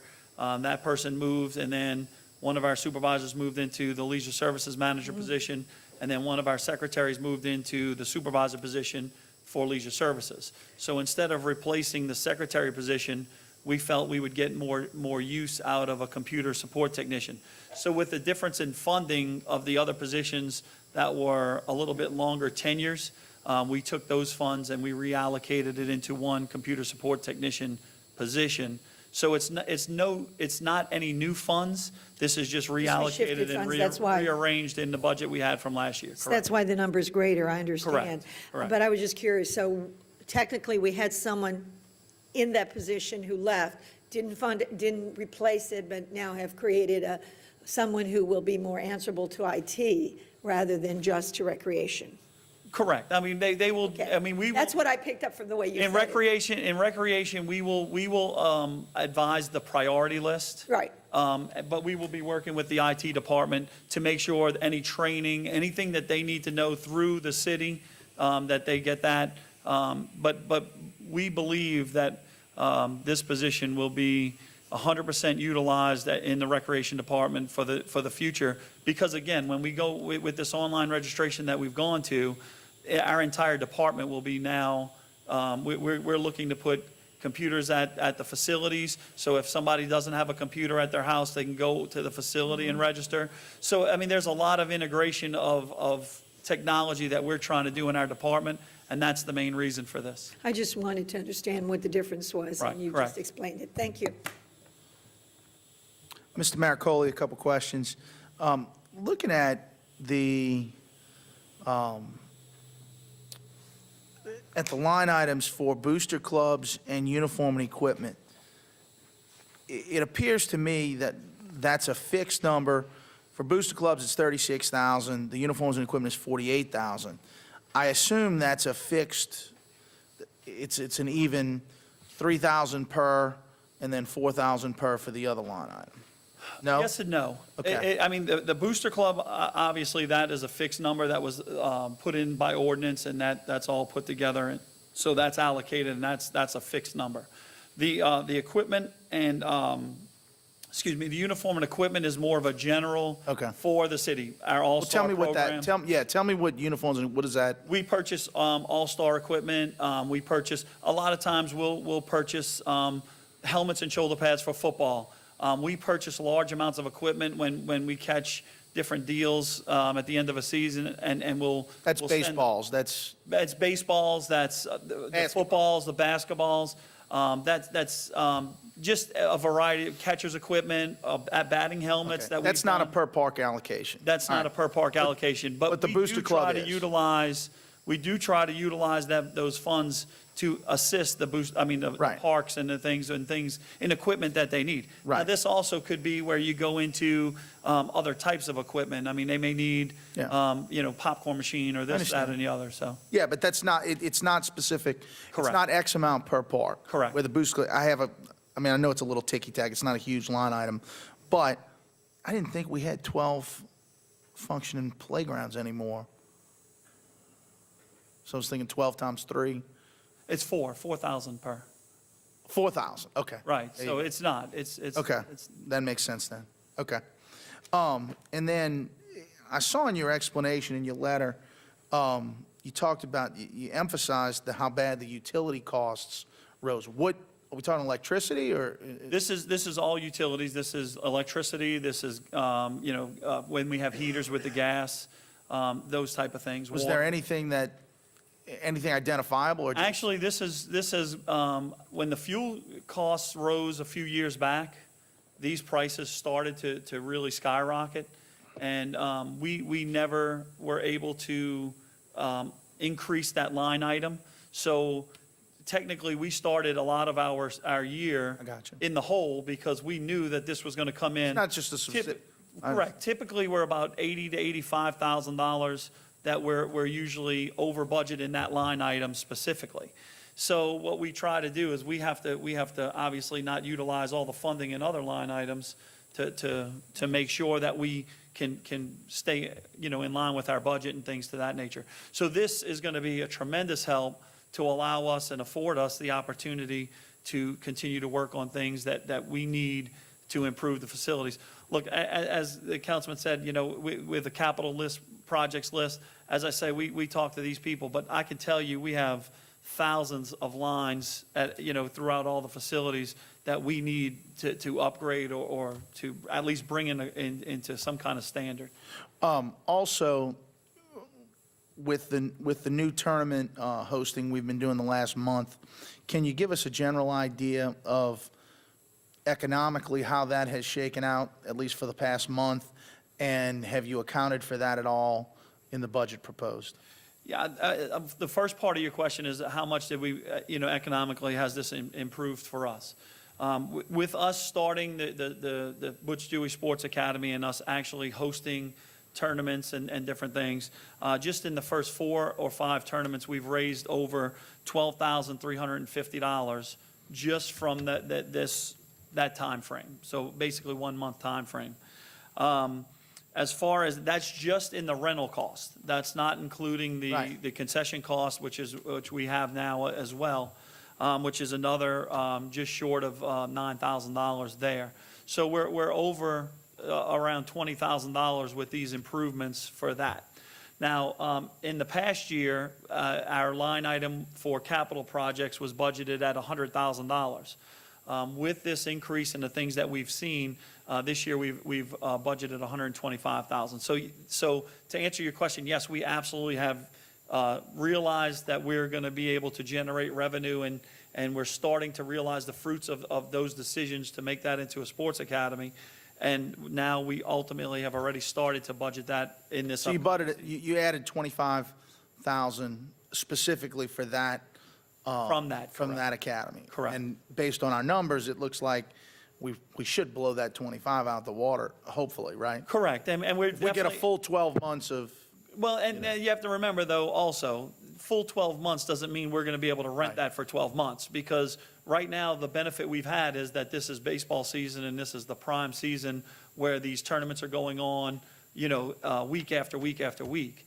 In a few months, they'll have the state tournaments, they'll have the regional tournaments, they'll have the World Series. Well, then that will tremendously drop off in baseball. So we will be looking for other means and other ways to utilize that facility to help us generate other revenue. Our goal is to hope that this is just a drop in the bucket of what we could have after 12 months. But we also are trying to be conservative, because we don't want to, budget X number of dollars and then come in well short. So basically, this is a conservative number that we've added. And in the capital budget, with dovetailing with that, in the capital budget, there's a $150,000 request for improvements at Butch Dewey. Can you explain, what the purpose of that is? How much do you think that'll come back to us, through revenue generation, things like that? Absolutely. Right now, the way that Butch Dewey is configured is you have 4 fields at that site. And now I'm just specifically speaking of the baseball or the field configuration, not dealing with the gym at all. We have 4 fields configured at that playground. The home plates on those fields are on the main field, are on the 2 opposite ends of the field. Then the other 2 fields, if we're going to go, the football field would typically be field 1 and 2, and then the big field would be 3, and then there's a smaller field which would be 4, how we identify that. Field 1 and 2 are at the exact opposite ends. So what our thinking is, and looking at some of the things that we've done around and that's been done around the country, is they make 4plexes, where they bring the home plates all closer to the main building, the concession building, the things like that. Because where you put the home plate, most of the parents want to sit. So, and look, if we grill burgers outside, you get the smell and you get these things, and we're hoping that reconfiguring this will help, number one, drive up the concession sales, because of the amount, the configuration will be more advisable for people to just make a short trip to the concession stand. Because as you know, a lot of people don't like to take that long walk if it's on one side or the other. So with that said, just in the standpoint of, we believe our revenue from concessions will be greatly impacted by this, because you start bringing everybody closer to the source. As far as the rentals, we believe that this will enhance the opportunity for managing a tournament, because you'll be able to manage a tournament from one central location instead of being out at the different locations on each facility. So what this will incur is allow more people that will be wanting to host tournaments at our facility, because you can have less people that are actually having to run the entire tournament.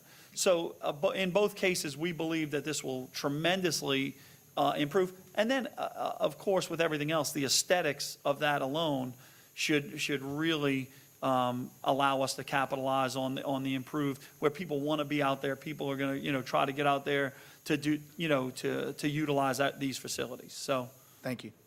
Councilman Carroll? Thank you, Mr. President. Mr. Maricole, this for clarity for myself. The monies generated from the Sports Academy at Butch Dewey, are those monies going to go into the capital projects, or will it stay at Butch Dewey to support the academy and all of its functions there? It's actually going to be a little of both.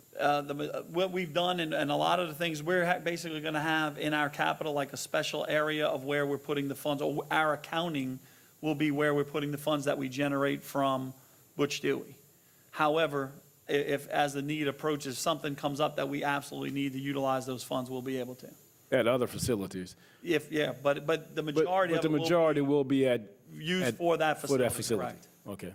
All right, thank you. Thank you, Mr. President. Thank you. Thank you, Mr. Councilman Reno. I just have one question. It's on the concessions. So you're using your employees to run those concessions during those tournaments? Correct. What we did was we met with the administration when we were going through this, and we actually hired employees, they're at-will employees, and the revenue from those positions are being covered by the money generated that we use. So it's not like additional employees that you'll find in a line item in the budget. It's basically, it's similar to what we do at Leisure Services. Our instructors are paid by the classes and by the amount of money that's generated. So we did that way. They're at-will employees. So we using like high school students or something like that want to make some extra money to do? We're using anybody, and they're going through the process, the hiring process through the city.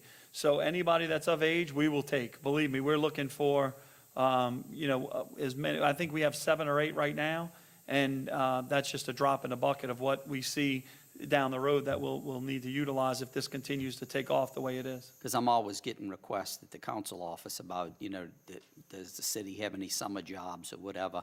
And even though this may not be a full-time summer job, it allows those children to be off of the street. Absolutely. And, learning something at the same time. And I'm sure you have adult supervisors that are supervising. Right. And we're actually also starting to look at putting them there Monday through Friday, because we utilize that facility for rentals as far as teams coming to practice. So maybe utilizing 1 or 2 at a time there to help us, again, increase the sales of the concession stand. So, we're always looking for that position and people in that position. And they just have to be, 15 with a worker's permit, or is it 16? I want to say 6. We basically went to 16 with a worker's permit on that, but at the same time, it's not, they won't exceed the limits, because it's only as needed, not to exceed 19 hours. Would you get a memo out to all of the council, just, because I'm sure I'm not the only one that people come and, constituents that say, hey, I got a son and our daughter, whatever, and that, looking for some summertime work. Okay, thank you. Thank you, Mr. President. Trying to get Biscuit to earn his keep now? Thank you, Mr. Maricole. We have Public Works. If y'all want, we'll do Public Works and then take a break. You okay with that?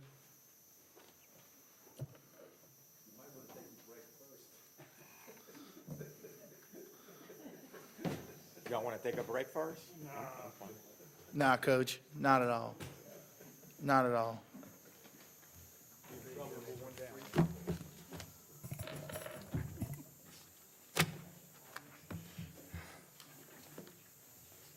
Good afternoon. With me here today is Christine Calamari, our Executive Coordinator for Public Works, and Bill Duplassier, our Assistant Director. Our Public Works operating budget for this upcoming year is pretty much a standstill budget. We have experienced a slight increase, and that increase is contributed to an increase in the rate for the retirement system.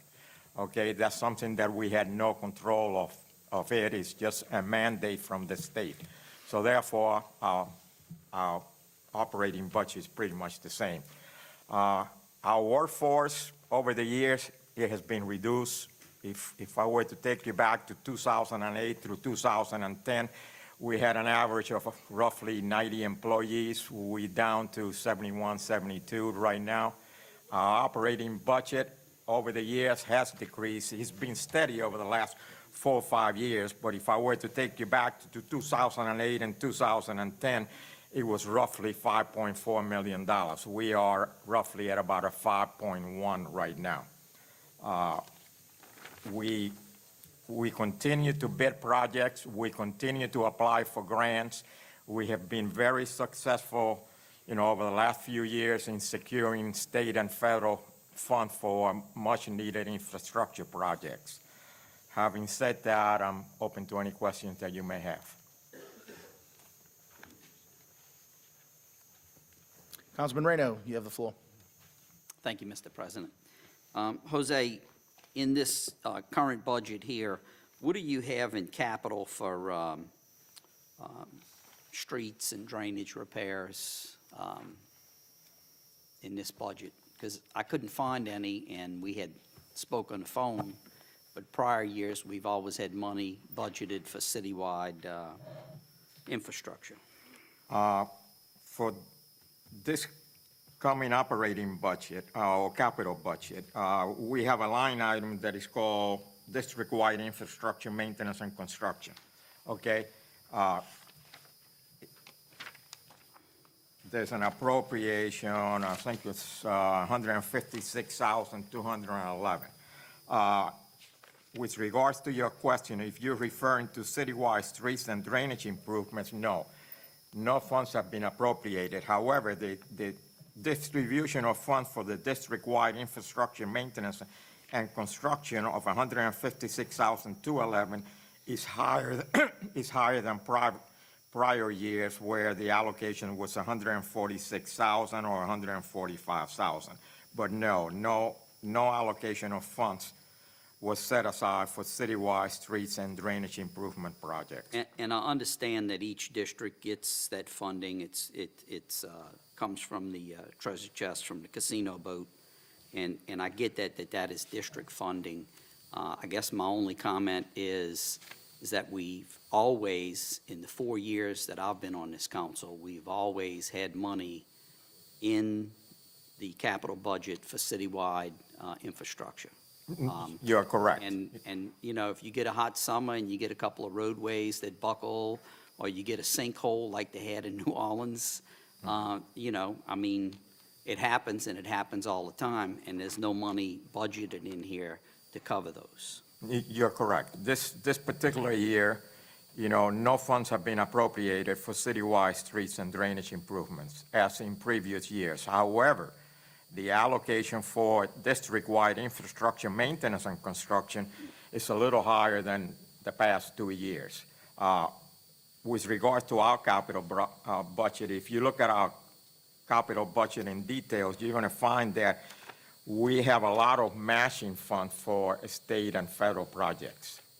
Without this matching funds, we would not be able to do a lot of infrastructure-related work. So, yes, a lot of the money is going towards matches. Yeah, and I get that, and I totally understand, and I thank you for all of the work that you do and your department does in obtaining those grants so that we can do those big jobs. I'm just saying that, in the course of a year, you're going to have some road repairs, that something that's going to come up. You're going to have a leak in drainage pipe or whatever it is, and you're going to have a road that caves in, and you're going to have street that buckles, and there's no funds in this budget for that, and that was my only point. I just wanted to make sure that everybody understood that in previous years, at least in the 4 years that I've been on this council, we've always had some money budgeted. Some years it's more than others, and I get that, but we've had money in there. So, but thank you. You're doing a great job. Appreciate it.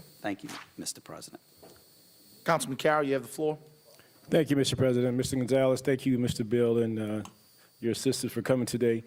As it relates to Councilman Reno's, obviously, the majority of the streets in District 1 are asphalt. They're not cement, so we're not going to have the streets caving in over District 1 because most of it's asphalt. But if there are repairs for stuff, how are we going to address, if it's an emergency, something happens on one of those streets, where are we going to get the monies to fix it?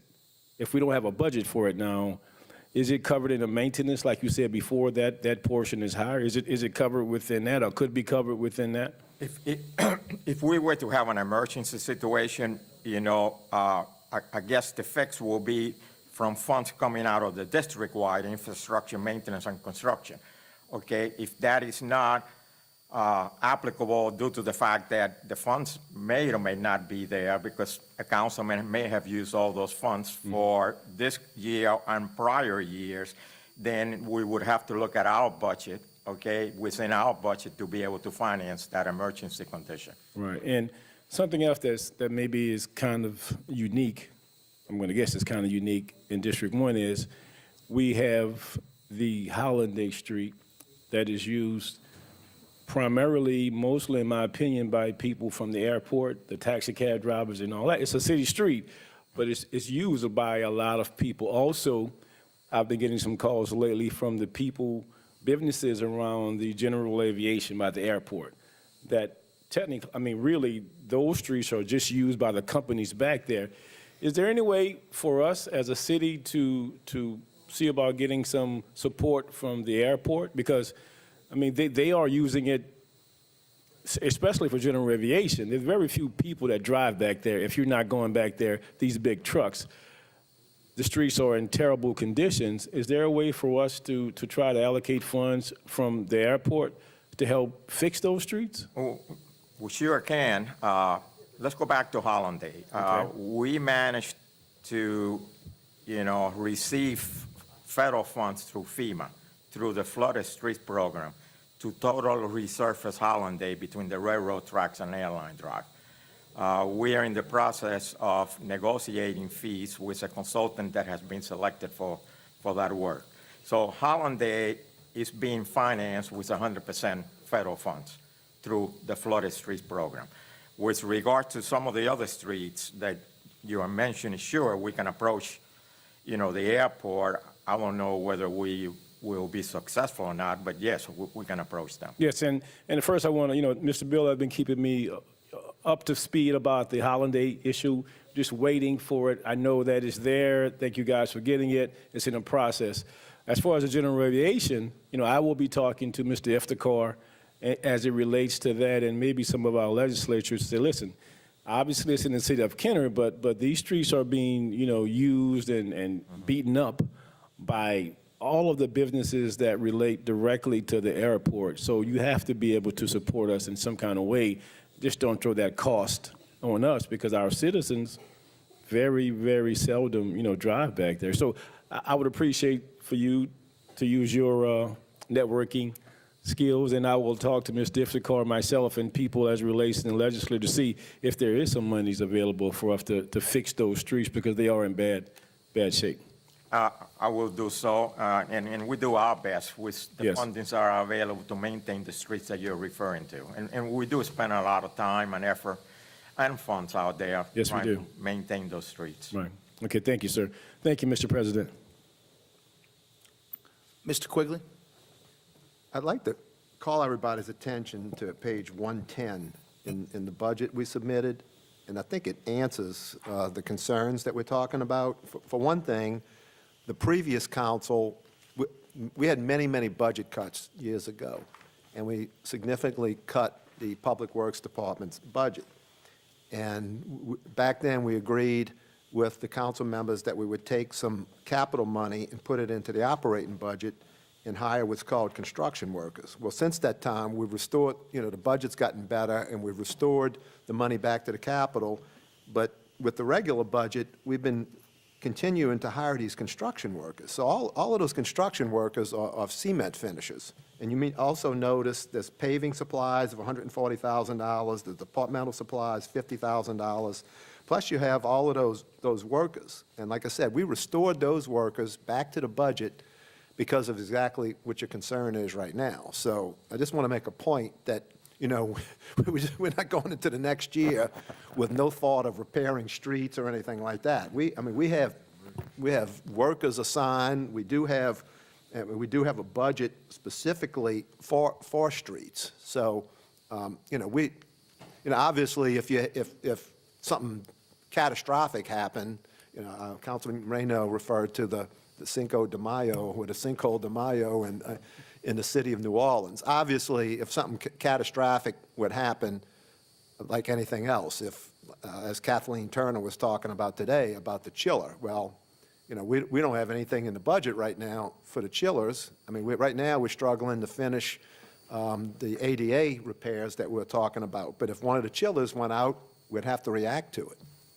If all of a sudden we had a repeat of about 6 years ago, where we had about 30 or 40 road blowouts, what do you call those, Jose? Buckles. Buckles, and street buckles, because it was so hot, we'd have to react to it. But I just want to assure everybody that in this portion of the budget, we have manpower and we have supplies. So, I mean, we have the ability to keep these workers going all year long and doing our general street maintenance. So I don't want anybody to think that that we're being remiss in terms of one of our duties. So I mean, we feel that if we have an average year, I mean, we have the workers and we have supplies to do something. So, but the bottom line is that, fortunately for us, this is about the third year that we were sitting over here talking, the third year we've got some significant projects through the RPC, which are road projects, major thoroughfare road projects that we're fortunate enough to do. But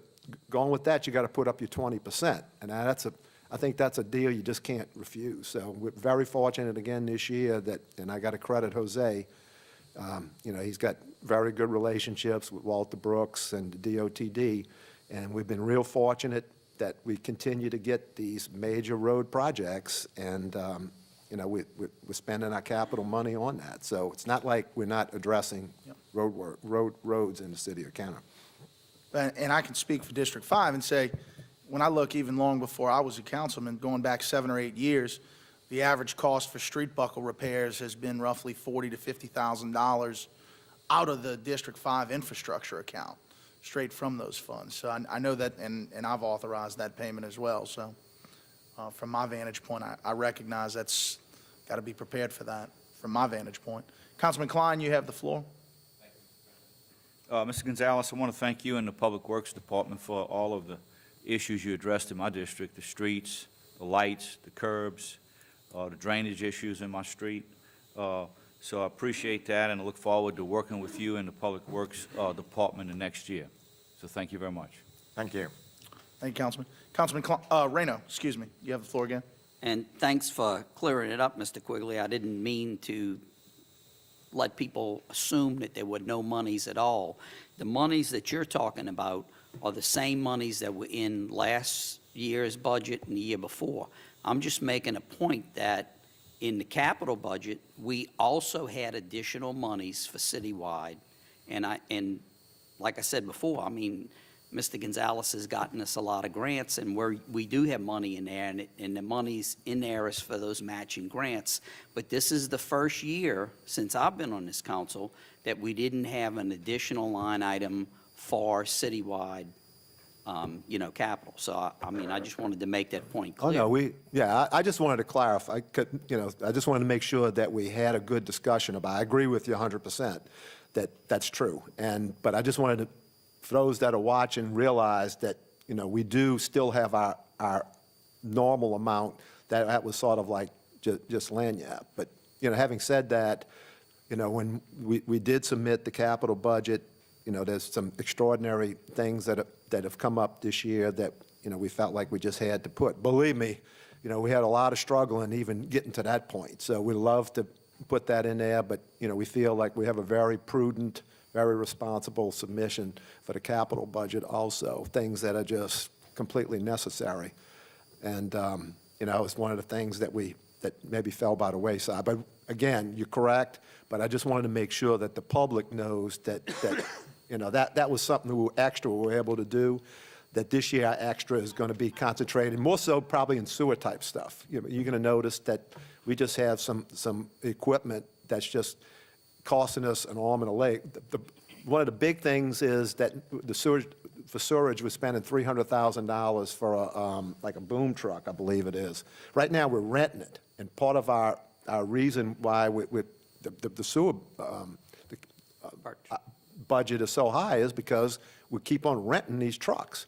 So we just got to bite the bullet and go and buy this truck, this $300,000 truck. So, again, we're trying to put 10 pounds in a 5-pound bag. So, that's one of the things that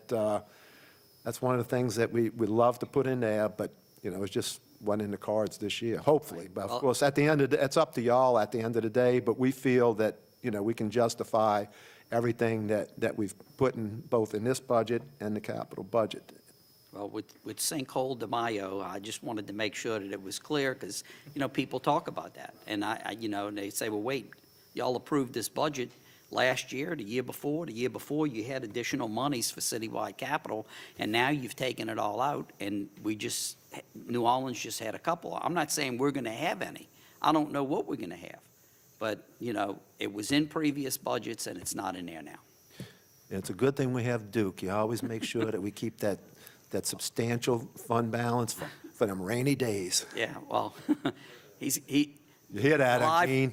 July 1st, we have to turn that over to somebody else. And Duke and I had the conversations, and he said, look, if we have a problem, we'll find it somewhere. We'll have something that we can de-obligate it, or we'll find something that we, and I get that. I just wanted to make it a point that it's not in here, and it's been in here for the past 4 years. Thank you. And that's pretty much it. Thank you. Councilman Carroll, you have the floor again. Thank you, Mr. President. Mr. Quigley, as for I think you quoted page 110 as being a page with additional information. So my book does not have 110. Could you give me that copy of one? Did you say 110? No, it's right before the letter that precedes. Okay. It's in a different section.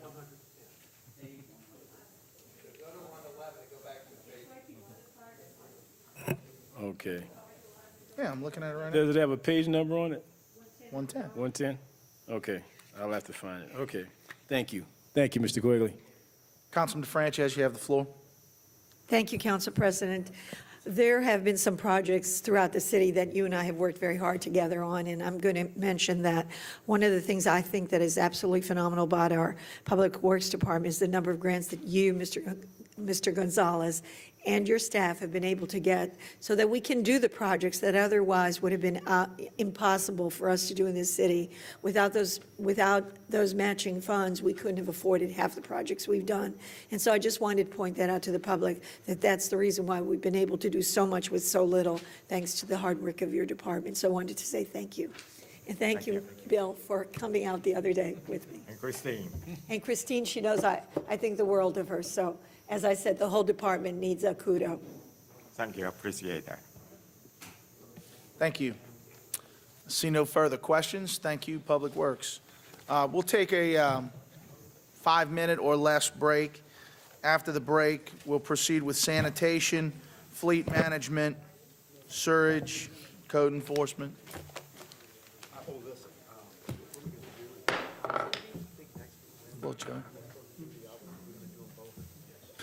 We'll call back to order for the budget hearings for the 2016-2017 fiscal year. Next, we have sanitation, which will be followed by fleet management and sewage. All right, if you look at the sanitation budget, basically that covers our garbage collection, the disposal, and the recycling. As you know, we reinstituted recycling under the new contract that started this year with Romelli. The curbside recycling started May, just a couple of weeks ago. So the increase is due to the recycling cost. That's partially offset because in connection with the new contract, they gave up the fuel surcharge that they used to get under the old contract. And they also gave up 1 year CPI. The contract has a CPI where their fee goes up each year with the change in the consumer price index. And the consumer price index, to be honest with you, has been almost nothing the last couple of years. So the increase from the recycling is partially offset by the elimination of the fuel surcharge and the CPI Other than that, that's basically the changes with garbage or sanitation. See no questions from the council. Thank you, Mr. McConnell. Fleet management.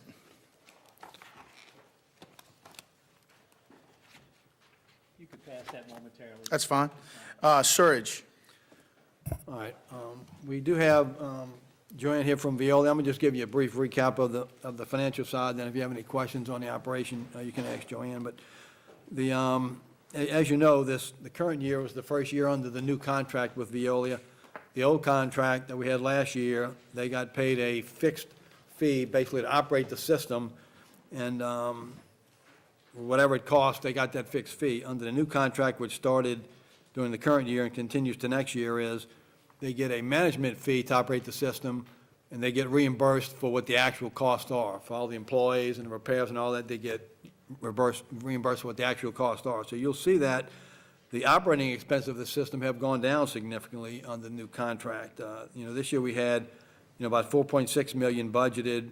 We're going to want to spend about 4.3 million because when they have vacant positions or any of those types of things, we achieve those savings because we reimburse them for the actual cost. Now, one thing that has happened, though, is our repairs, our major repairs, have seemed to accelerate again. We had 270 budgeted for repairs. We're going to spend over 700. So while we're saving money on the operational end because they've found some ways to do things more efficiently with less people, things just keep breaking, and we keep having to do major repairs. Now, hopefully, over the next few years, as we finish doing the major sewer program we're under, we're hoping that we're going to start seeing some of these repairs come down. But as of yet, the repairs are still running really high, and that's what's eating up most of the budget. Their fee just has a little CPI on it, their management fee, which goes up from $545 to $550. That's just a CPI adjustment on that. So that's the gist of it. If you have any questions as far as how we operate the system, Joanne is here to answer those. Councilman Rayner, you have the floor. Thank you, Mr. President. The repairs that you're talking about, Duke, are those repairs on existing, older parts of our system, or is that on some of the newer enhancements, lift stations or whatever? Can anybody answer that?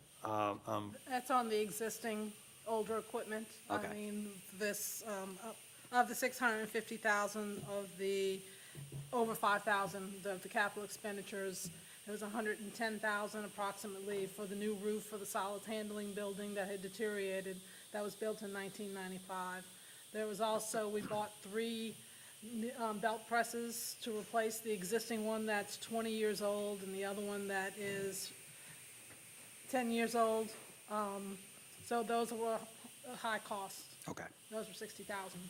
Thank you so much. You're welcome. Thank you, Mr. President. Councilman Carroll, you have the floor.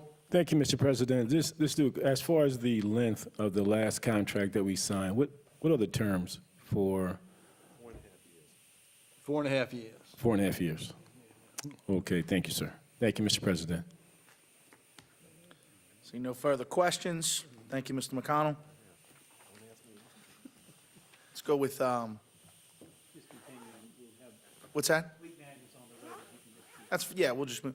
Ms. Nevels, you want to come forward? Let's do purchasing.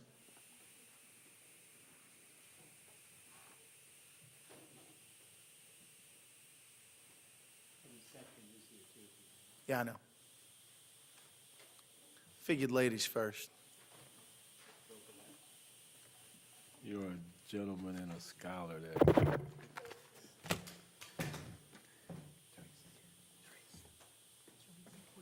Anyone? I like to show up. Is that okay?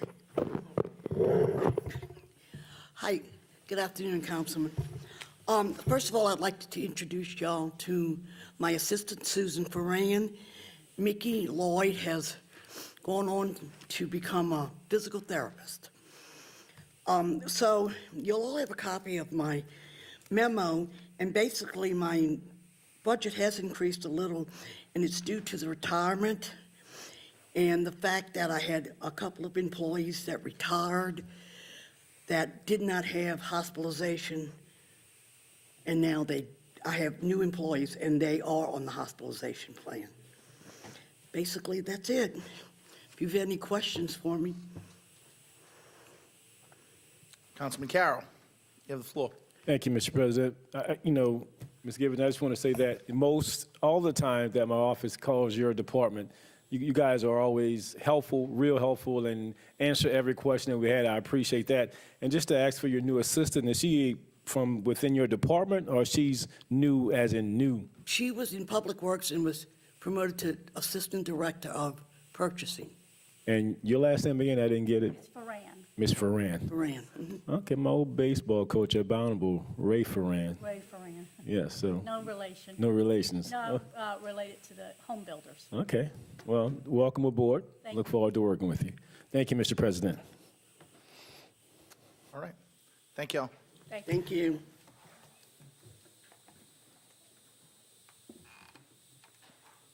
Mr. Dote, Emergency Management.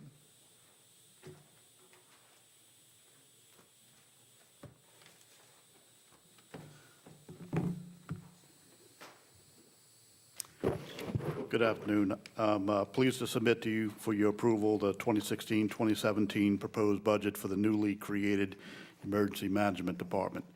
In accordance with the city charter and by way of ordinance, the council voted to approve creation of the Emergency Management Department on April 7th, 2016.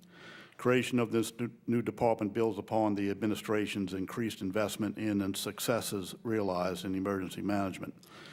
As you know, in November 2010, the city hired its first full-time emergency preparedness coordinator, and for the past 5.5 years, an Office of Emergency Management has directed the municipality's efforts in developing comprehensive emergency operations plans, facilities, and programs.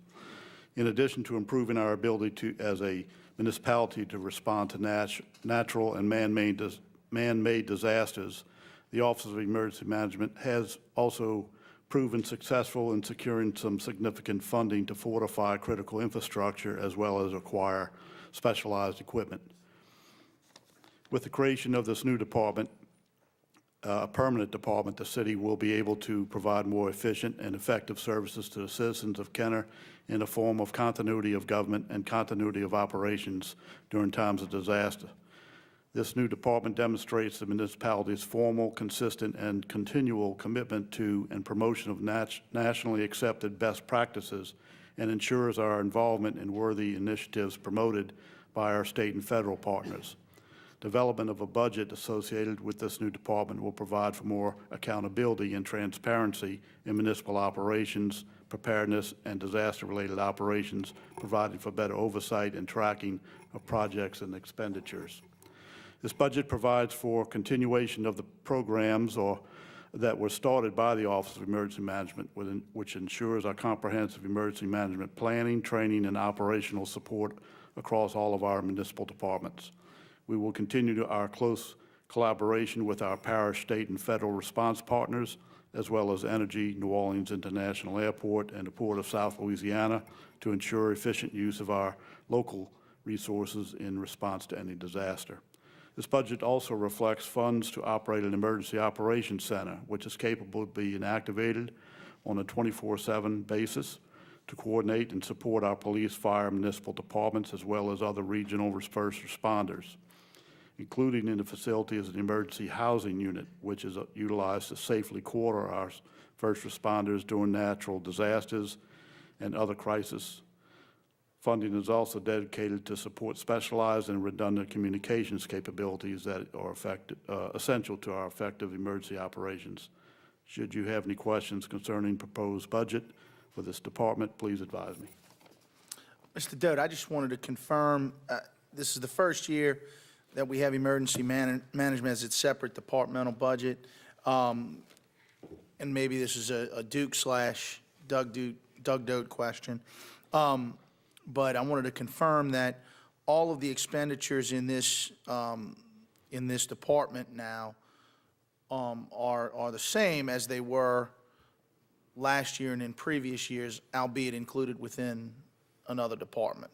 Am I right in that, or are there differences that I may have not picked? No, basically what we're doing is trying to provide a budget for more oversight and transparency to make sure we understand exactly where the funds are going. Right. Simply put, this does not Even though this is a new department in the budget, this did not increase our citywide expenses. Am I fair? Correct. Okay, thanks. Councilman Carroll, you have the floor. Thank you, Mr. President. Mr. Dole, I'd like to, thank you for the updates that you have been sending out as it relates to the weather. And as we move into next month, and we all know what that begins, that we continue to have this mild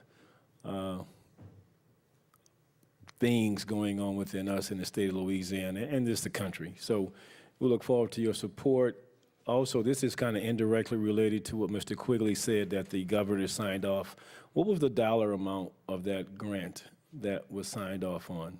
I didn't think he would know, so I'm asking It's you. it's not a grant. What it does is a bill was passed in the legislature that allows the court to collect additional funds in accordance with their fine schedule in order to operate the security and technological improvements for the court.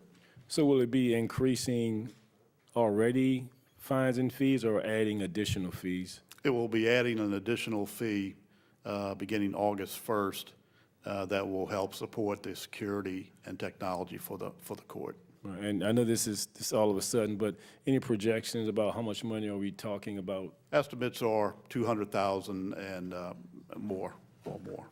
That's fantastic. Well, thanks a lot for your hard work. Yes, sir. Thank you, sir. Thank you, Mr. President. And with that, and I know we don't want to get into gross detail, but is it just capital improvements for security purposes, or can it go to overall expenses associated with security, that kind of thing? It's to improve upon the capital as well as the services, security services and technology within the court. Simply put, could it go to salaries for security personnel, things Yes. like that? Yes. So it could potentially cover line items that we already have in our budget? Or does it have to be new expenses? Well, it would be within the clerk of court's budget, but we intend to hire security personnel, whether it be details or security offices. So it would be an increase of $200,000 to the clerk of court's budget. However, it's stipulated that $200,000 has to be in regard to any and all types of security measures, whether it be operational or capital. But we're not necessarily increasing expenses by another 200,000. Right? In other words, I'm asking. all right, right now, state law allows us to collect, anytime there's say someone is charged something. Right now, the court costs are $30. By state law, we have to add to their fine $30. Now, we'll be adding $60 to the fines. So that's going to increase our revenues. So $200,000, so that the additional, so we have to spend $200,000 each year, according to this, on court security and our technology. So we essentially, it's an estimate that will be increasing because we're increasing the court cost from 30 to 60. I understand, but can that go to expenses that we might already be incurring? No, it has to go towards it has to go to security or technology. Well, I guess No, that's my question. Well, Does it have to be new expenses that we're not already incurring? If it could go to salaries for security, well, we already have some security here, Well, the right? security we have here is, we have Robbie Polito that we're paying for. So yes, I think that could go that's- towards his. okay. Right, That answers my question. right. Okay. Right. It could be, we could very well be increasing revenue without a simultaneous increase in expenses. That's what I'm asking. Okay. Thanks. Councilman DeFrances, you have the floor. Thank you, Council President. I just wanted to make a point. Mr. Dodd has been doing this same work for us all along and doing a fabulous job. But in order to make his life a little bit easier in dealing with FEMA and to give it even more credibility, although he has plenty of it, this will make it easier for us to get the funds from FEMA when he's negotiating. And so by creating a department and having a director, they're more likely, am I correct, Mr. Dodd, to work in a much more positive way with the city of Kenner. Am I correct? Right. And I just want to tell you again that you've been doing a great job, and I attended the meeting you held the other day at the police department, and I congratulate you. Thank you. Thank you. Code's going to be next, by the way. Councilman Reno, you have the floor. And Mr. Quigley, I just want to confirm, in other words, the $60 is more in line with other municipalities and what they charge? Absolutely. Yeah, like I said, that we found out that, I would suspect we're the biggest mayor's court in the city, in the state. And the default court cost is $30, and we realized that all of these, many other cities around the state had applied to the legislature over the course of the year. Some of them as much as like $80 and $90. We only asked for $30. So even with the additional $30, I would suspect that, we're still below average in regard to court cost. And that additional money can not only provide additional security, which we're currently, but also IT stuff as well. Yeah, right. And then we're proud of the fact that we're probably one of the only paperless courts, and of course, that's all IT. So, we could expand upon that. And, we're talking about additional cameras. And I know Councilman Carroll had asked Mary Sharon, but I know this goes back to when Valerie was here. Valerie had like a little master plan of IT type of stuff that we could do for the court. So now we'll be able to implement some of that too. So anyway, Doug and I just talked since we realized that the governor signed it. So, we'll start meeting on, what ideas we can come up with to better secure and automate our court as best we can. And when does that go into effect? When did we? August 1st. August 1st. So we can start collecting the money. So that'll give us 5 months of revenue for this year. And of course, we can essentially realize, we can add about $200,000 to the clerk of court for next year. Because, we'll start collecting in August, and then of course, we'll be collecting all through next year. So, we can start making plans now. Okay. Thank you. Thank you, Mr. President. Thank you, Mr. Dote. Code enforcement, and then after that will be planning, Main Street, Mayor's Office, IT, Finance, City Hall, and then us.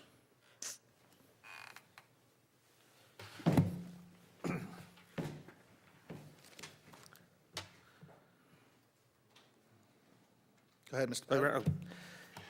Like most before me, our budget is about the same, a slight increase due to mostly retirement cost increase. There are a few small things like some uniforms for people who hadn't got uniforms last year, but very, very small. The only thing that throws a little oddity in it is the money that the council appropriated for us last year for demolitions.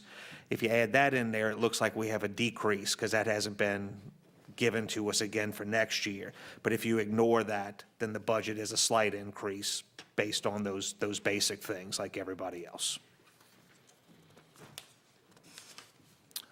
Okay, Councilman Reno, go ahead. Thank you, Mr. Pettit. On demolitions, it looks like this year it's estimated at $120,000. Yes, So sir. that's what you're spending this year on demolitions. That's what I am trying to spend this year. I don't know if we're going to get all the way through it, but yes, that was it. So do we know what we've spent so far?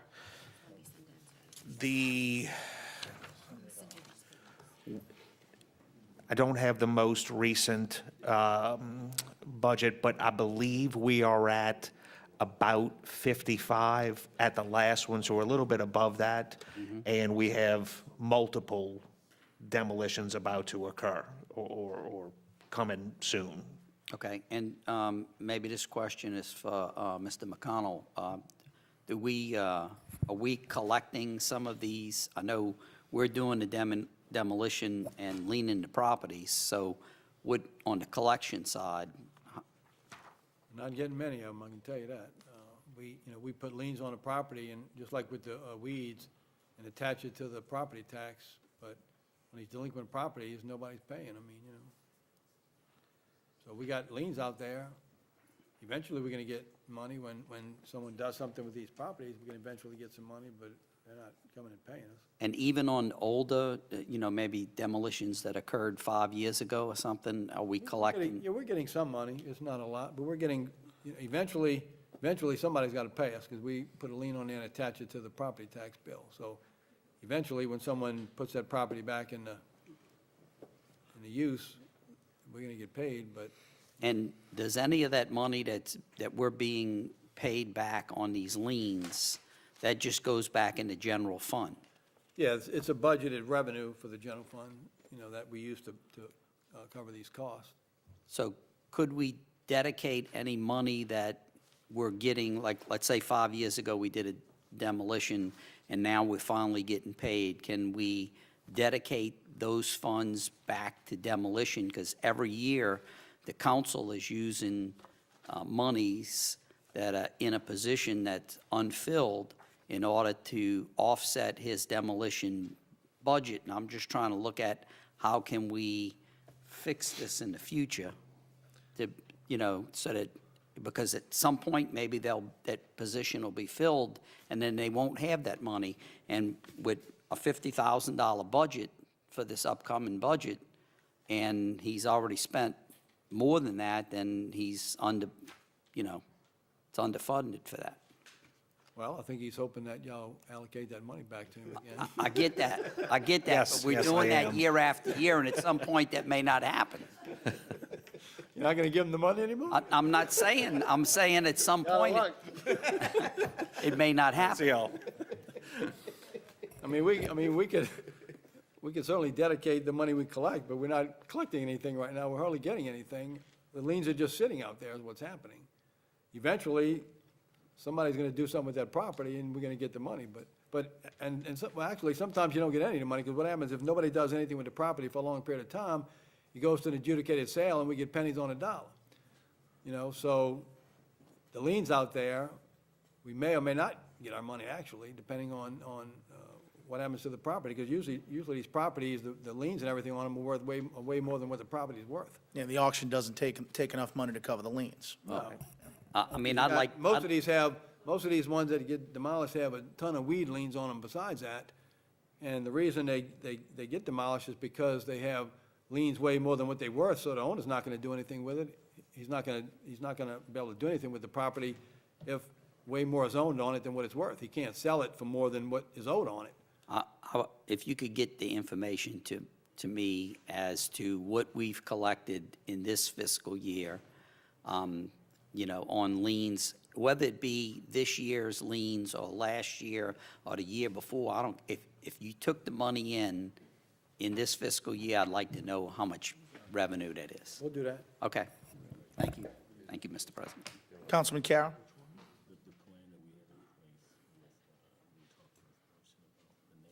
Councilman Carroll? Okay. Councilman Carroll, you have the floor. Thank you, Mr. President. Sorry about that.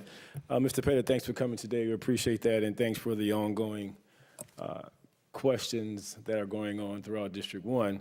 But the new UDC that we are all living to, is that in effect right now? It is, yes, sir. Okay. With a few things that have some time delays, but 99.5% is in effect. So as far as your guys that work with you, and ladies, I should say, the code and people, are they encountering different individuals who are saying, well, listen, I didn't know that, this is something new to me? And the reason why I'm asking is it something that maybe as council people that we can do to get that information out to our constituents to let them know, hey, the rules have changed, this is what we're living by now, and with possible support from your organization, not trying to give you more to do. But what could we do to help facilitate that information? Could we have maybe a meeting to go over it? If we can come, make ourselves kind of astute of what the new rules are, to be able to present it at different civic organizations or stuff like that. Would that help your guys? I think it would now, like anything, it was about a 300-page piece of legislation, and there are some things that we're still trying to figure out from a practical matter, things that we thought were one way that might have been a little different. We are working with Jay, trying to just figure out exactly what it says in many places. So I'd like to get that done and then come sit down with you and say, is this what you want, and go through. So I think we will get to that point.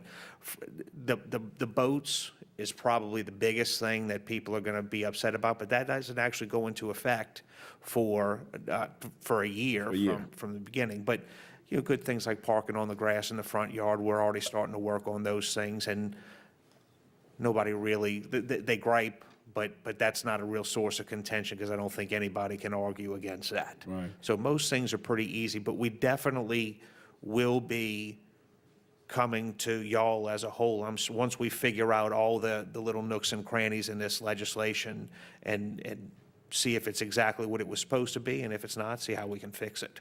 Okay. Right, and that's a perfect answer. And just to be able to, I will not try to facilitate or initiate anything without talking to you and Mr. Hebert as it relates to that. But one of the things, once we're able to go through it, dissect it for you guys, the professionals, to do that, for myself and all of us to use maybe our Facebook information to break it up into pieces and to put pieces of it at a time, to put the information out, starting out with priorities as it relates to each one of our districts, once we vet it to make sure this is where we need to be, and small pieces to give it to people. And I think that may be a way of also getting the information out there. For you, it's school buses, just so you know. Yeah, thank you. All right, sir, thank you. Yes, sir. Thank you, Mr. President. Mr. Pettit, I had a question. As you know, I've been exploring a concept along with Councilman Brennan and working with the Jefferson Parish government about the possibility of Kenner no longer separately permitting and licensing taxi cabs, since Jefferson Parish already does it for the parish as a whole. My question is purely budgetary. How would, if the city of Kenner no longer separately inspected cabs in addition to Jefferson Parish, how would that affect the code enforcement budget?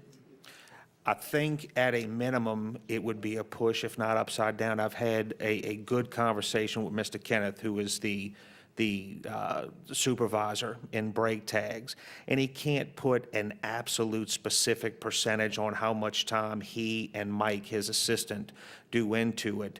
But at a minimum, it's an even. The amount of time he spends when you look at it from a salary and what gets taken in. But if he had to guess, it would be an upside down. They spend more money on what they do than they actually take in. Because we only take in about 35,000 Yeah, a year. it's not very much at all. So when you take his position and then Mike also, and you put them together, and he did his best to percentage it out and do what he did, and he says he's more than likely upside down, but at best even. Thank you. Councilman Reno, you have the floor. Based on that, I want to kind of delve into that a little bit more. The taxi drivers that are getting the CPNC licenses are also required to have an occupational license. They do, yes. So, And I didn't take that into account. right, and that'll stay the same as long as they're based in Kenner. My understanding, In other yes, sir. words, if that got moved to where if you have a Jefferson Parish license, then you grandfather it in to Kenner, as long as they're still housed here in Kenner, they still have to get that occupation. Yes, sir. Okay. I wanted to look at that Yeah. angle, because that's additional revenue, and naturally, we don't want to lose that revenue. And we want to make sure that we can work with Jefferson Parish in obtaining a list of all of their license holders, which would, be grandfathered in to operate in Kenner, and make sure that we still hold their feet to the fire about getting an occupational license. There's a whole lot about taxi cabs that we could talk about when you look at our ordinances. Well, let's confine it to the budgetary Gotcha, issues okay. at this point. But it gets to budget, but I understand. Yeah. And also, we have legislation that's pending that we're going to be voting on a 2-year break tag. Yeah. So that's going to increase the revenues if that is passed. It's going to increase the revenue the first year. Right. it's going to make it 150%, so it'll raise it 50% the first. And then on the fictitious last year, you would lose 50%, but that never comes up. And what that allows us to do is we will eventually be doing almost half of the inspections that we're doing now, and that'll allow us to not have to have as much manpower there, and it can either go away through attrition, or my preferred way is to bring them over to code inspectors, where we could use as many code inspectors as y'all would give us. Right, and I believe that that's the process that you're working on now, is to move some of those break tag inspectors Absolutely. into citywide code. Yes, sir. Okay. Yes, sir. And so this budget is not reflective of additional, of course, I know we haven't passed the legislation yet, but you're going to have some additional monies. Do you have an idea about what are you collecting right now? And I know I can go look in the book, but what are you collecting in break tag revenues? I don't know it off the top of my head, sir, I'm sorry. Yeah. I mean, I know it's in here, I just have to go dig it up. I figured you'd, Tell you what, while he's looking for that, can we give Mr. Klein the floor? You Sure. okay with that? No, that's While fine. he's looking for that, we'll come back to you. Councilman Klein, go ahead. One question. How much does it cost to demolish an average house? Usually, it's about $4 a square foot. You're talking about 8,000 plus the expenses. If you take a 2,000 square foot house, about 8,000. And then you have your title searches. A lot of times we have to hire a curator. I would average about 9,000 to 10,000 each house, give or take the size. I mean, the size makes a difference, but in that neighborhood. Okay. So that doesn't give us too many houses to demolish at $50,000, huh? No, and it doesn't, and that also includes boarding. I believe we take, like when we go to board windows for an unsafe property, I believe that comes out of that line item too. I'm still learning those little nuances, but I believe it does come out. All right, thank you. Yes. Thank you. Mr. McConnell? The break tag revenue is about $400,000 a year.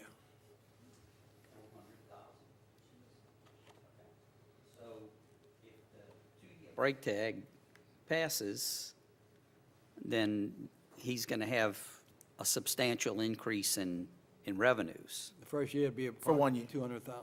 Yeah.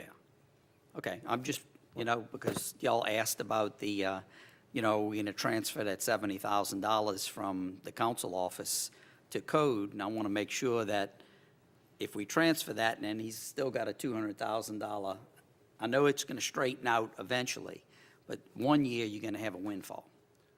Yeah, and that 200,000 is not budgeted at this point, obviously. Right. Right. And will not be budgeted in the future because it's not going to be there. Right, it's going to be a one-time extra 200. Right, so for 1 year, if we didn't move the money, I'm not saying we're not, I'm just saying if we didn't move the money, he would actually have an additional $200,000 that he can move some of that money to use for demolition, just like we all can move money around in our budgets, to use it for something else. Yeah, we could do a budget amendment to budget that money for demolition. Now, I don't believe that comes to us, I'm right, that goes to the general fund, is that correct? Well, it's going to go into the general fund, but at that point, we can do a budget amendment to budget it for whatever we want to budget it for. Okay. Thank you. Concession stand, anything like that. It's only going to be 1 year. Moving on. I see no further questions for Mr. Pettit. Thank you. Let's come back, Mr. Ronnie, Fleet Management. After that will be Planning, Main Street, and Mayor's Office.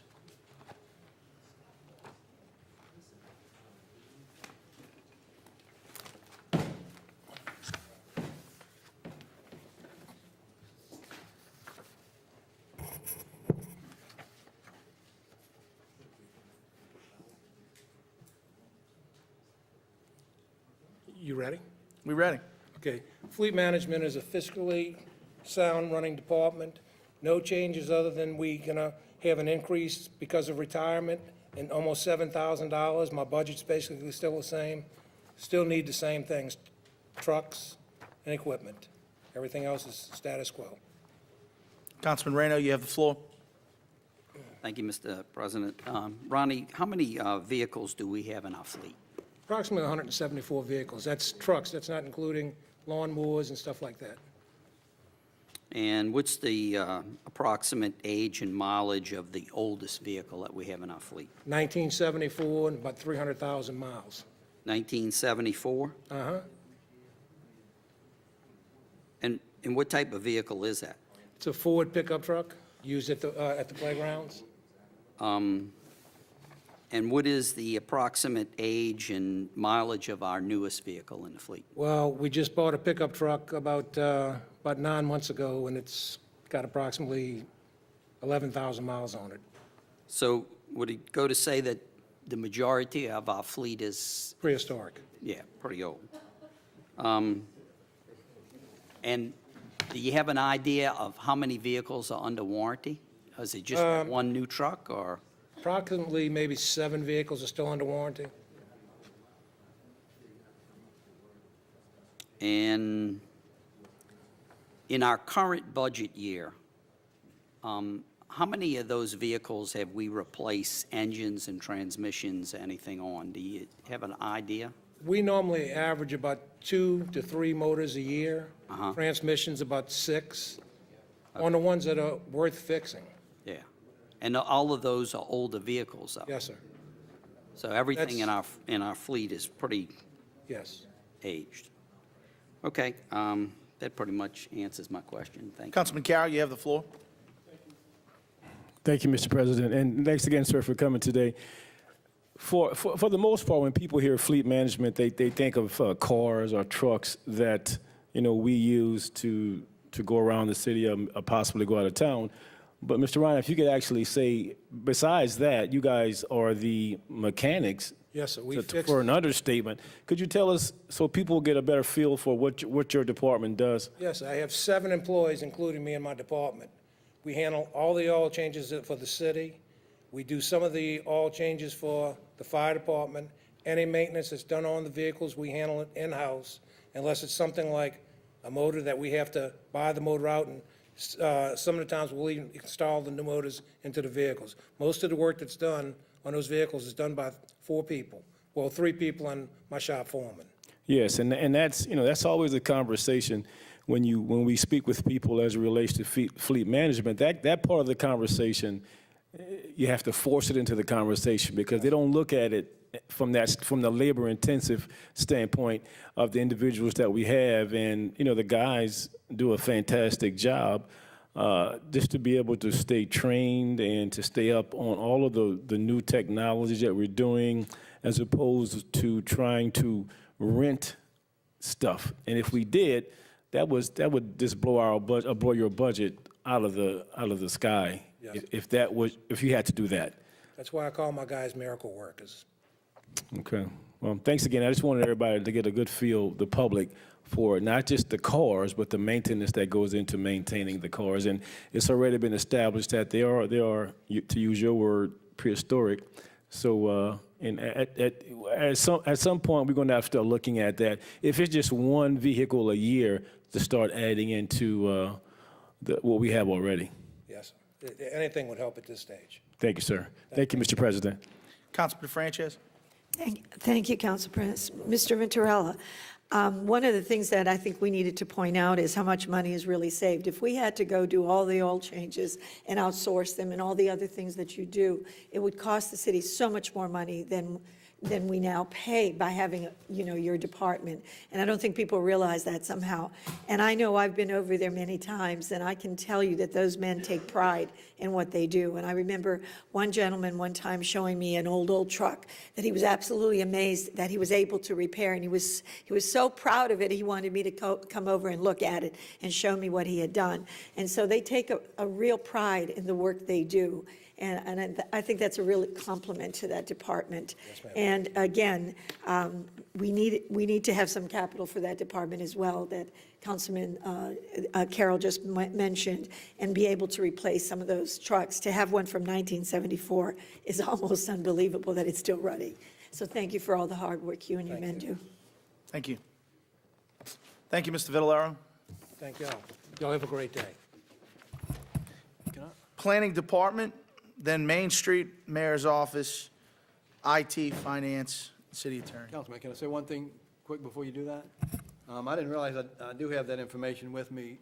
Councilman Reno asked about the demo. We've collected $20,000 so far this year. What was that? We've collected $20,000 so far this year on demo charges. Okay.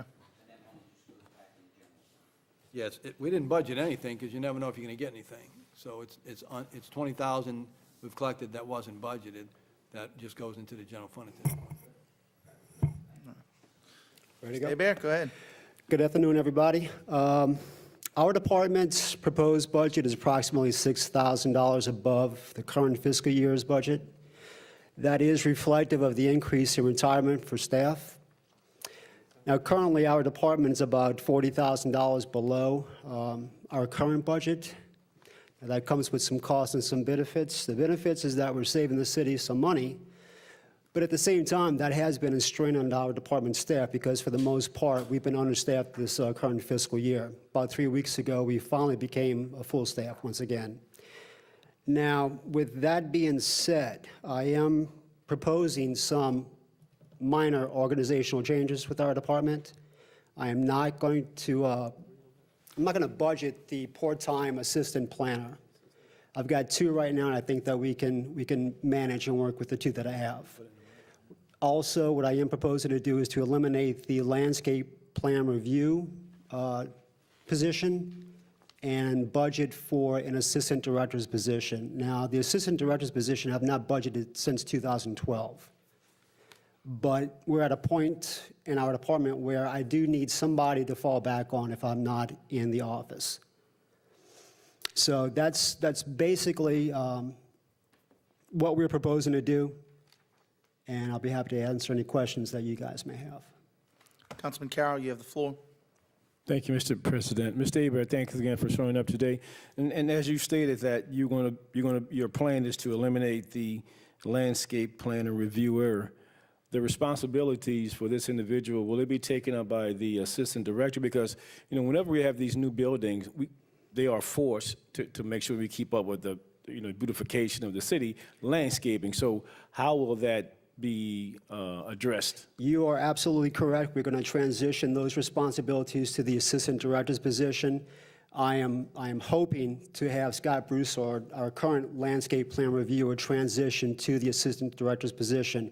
He will take those responsibilities along with the new job title, so nothing will be dropped in terms of providing public service. Fantastic. Scott does a fantastic job, and I'm sure he will in his new position. Thank you, sir. Thank you, Mr. President. Thank you, Councilman. Thank you, Mr. Aber. Thank you. Main Street. Then Mayor's Office, then IT.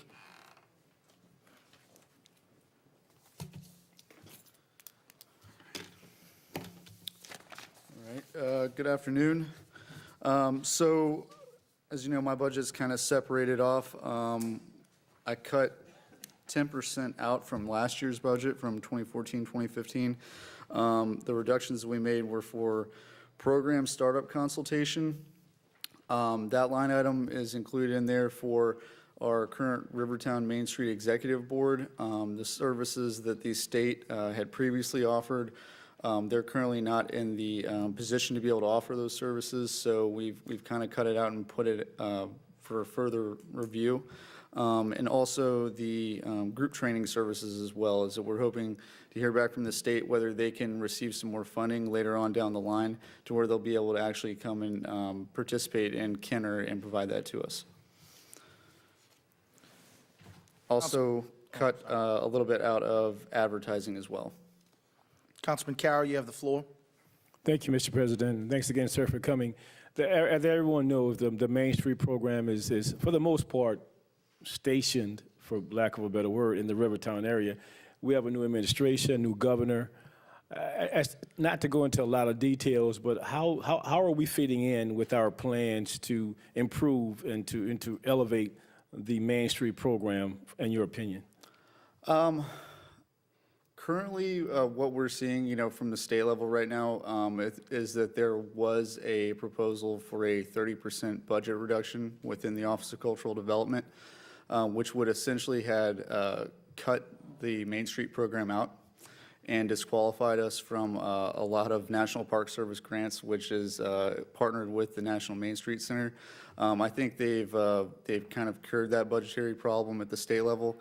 For us, in our situation, what we've been currently doing with the board and the administration is trying to find new areas of revenue for the organization. So moving along with what our plan was once we started this program is that we would be self-sufficient within 5 years, and then it would just be salary-based for the Main Street manager.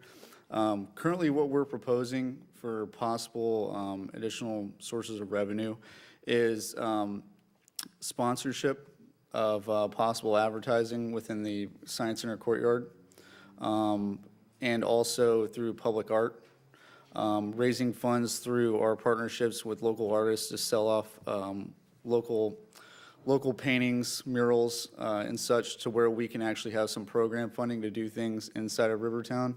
Most of those are aesthetic, but luckily, you know, the Rivertown Arts Council and the Main Street Board have combined to where the Arts Council is underneath the Main Street Board, so they kind of share the burden of fundraising. They are currently developing their website in-house, so that's not an expense that we originally thought that we were going to have to incur. Luckily, we have some assistance with our executive board. One of our executive board members is going to be able to provide that to us for free at the moment. But also, you know, what we've also come across, so to speak, is that we have to increase the amount of events that we're having down there so that we can bring in a little bit more revenue, but not overextend ourselves. So it's it's kind of still in its infancy phases, but they have picked up some momentum. What we're trying to do is, just like we were saying, that 5-year plan is put more responsibility on them so that this isn't a burden that falls on the city at all times. And I think that they've gotten a lot better at that. Yes, and, you know, if my memory serves me correctly, you know, when you took on that new position, it was the plans were to, you know, for them to support us for a number of years, then we take full ownership of it. Did we ever have we received any type of monies from the state as it relates to the program in its entirety? Well, the way this was originally founded, what the Louisiana Main Street program originally had done when they allowed urban programs such as Kenner and the New Orleans Metro programs to come onto the Louisiana Main Street program, it was a tier-based funding program. So the first year, over a 5-year span, you would get $50,000, and they would taper it off by $10,000 each year, and then you would become completely independent. Unfortunately, once we took on this program, they did not have any monies to offer up, so we opted to self-finance. What we currently do get back is that they provide monies for scholarship attendance. So I'll be at the National Main Street Conference next week in Milwaukee. My scholarship is paid for all registration. They did offer up registration scholarships for any board members. Unfortunately, our board members aren't able to attend through other commitments or the financial reasonings for it. So we do get that. The state is still offering redevelopment incentive grant money. So a private property owner in Rivertown can take on the responsibility of taking a $10,000 grant, which is a dollar-for-dollar match for that private property owner. We are qualified for it this year, so we're figuring out if there is a private property owner down there that would like to participate in it.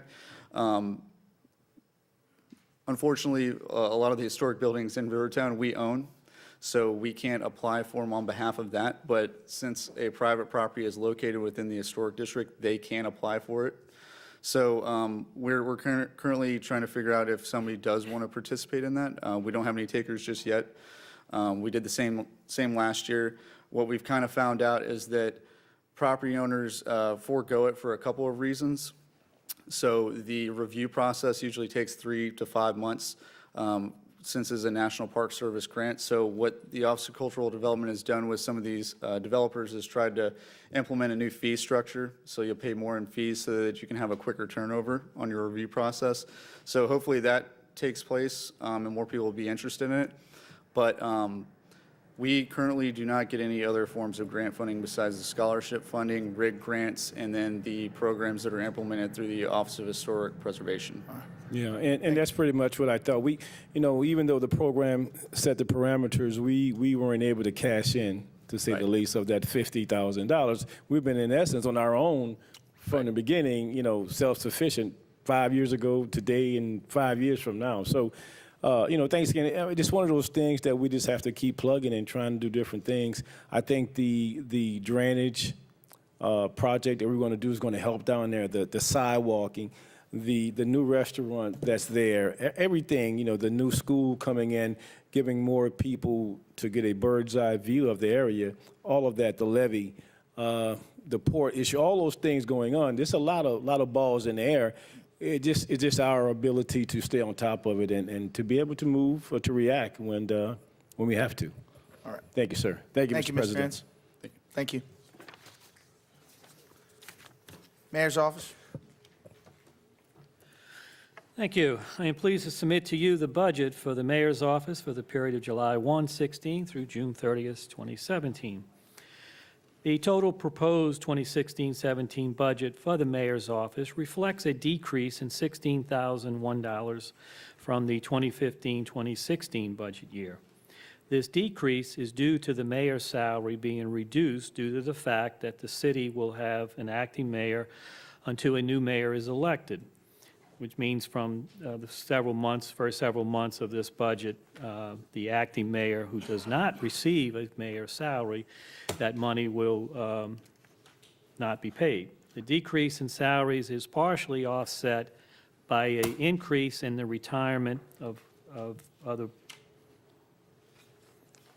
I'm not sure, an increase in retirement, and by restoring the mayor's allowances. The previous mayor had chose to forego his allowances, but we put them back in for this budget year with the election so that the new elected mayor can make that decision what they want to do with it.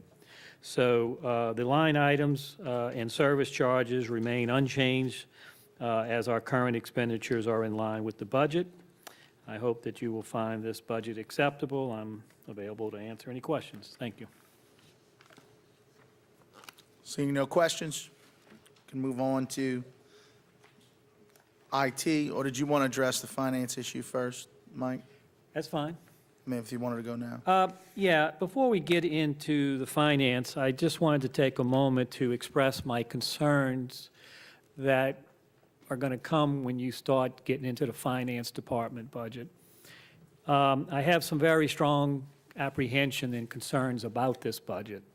As you know, Mr. McConnell has been our finance director for 25 years and has been managing our money, and he has chose to retire reluctantly against our wishes. So we are now not going to have the value of his mindset to be here to tell us where things are at. So I encourage you in the next few minutes to get as much information out of him as you can so that we can all know where things are at. So, but with that said, I do also want to take the moment to publicly thank Duke for his 25 years of service to this city and the fine job he has done managing our money and keeping us where we are in a solid financial position to see that we can run this city with increases, hopefully every year, but that's not entirely up to him, but at least his crystal ball tells us when we can expect more money and what we can spend with it. So with that, I want to publicly, again, thank him for his time here and wish him well in his Disney World trip that he'll be taking soon as he leaves us. And go visit with, some good whimsical characters over in Disney World, and he can relax over there.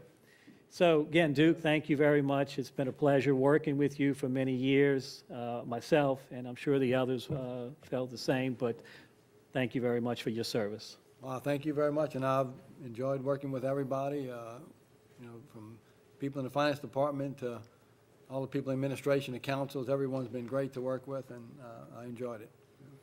Good. So as I said, ask your questions. Do you want to proceed with the finance report? Basically a basically a standstill budget. The only increase is the retirement.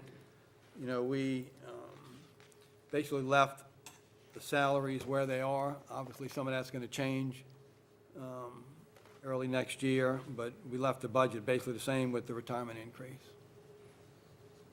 Councilman Klein, you have the floor.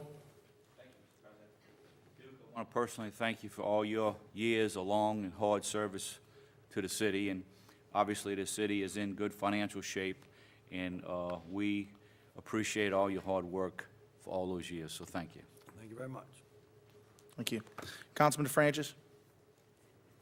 And I want to thank Duke as well. There were some questions I had a long time ago about when we were doing the bonds, and also about funding for the police department and how the changes had taken place and the impact on the police department. And he truly is a wealth of knowledge, and he can provide information that probably no one else could have provided at that point. So that made a lot of the work that I had to do so much easier because of the input and the information he was able to give me, so I wanted to thank him for that.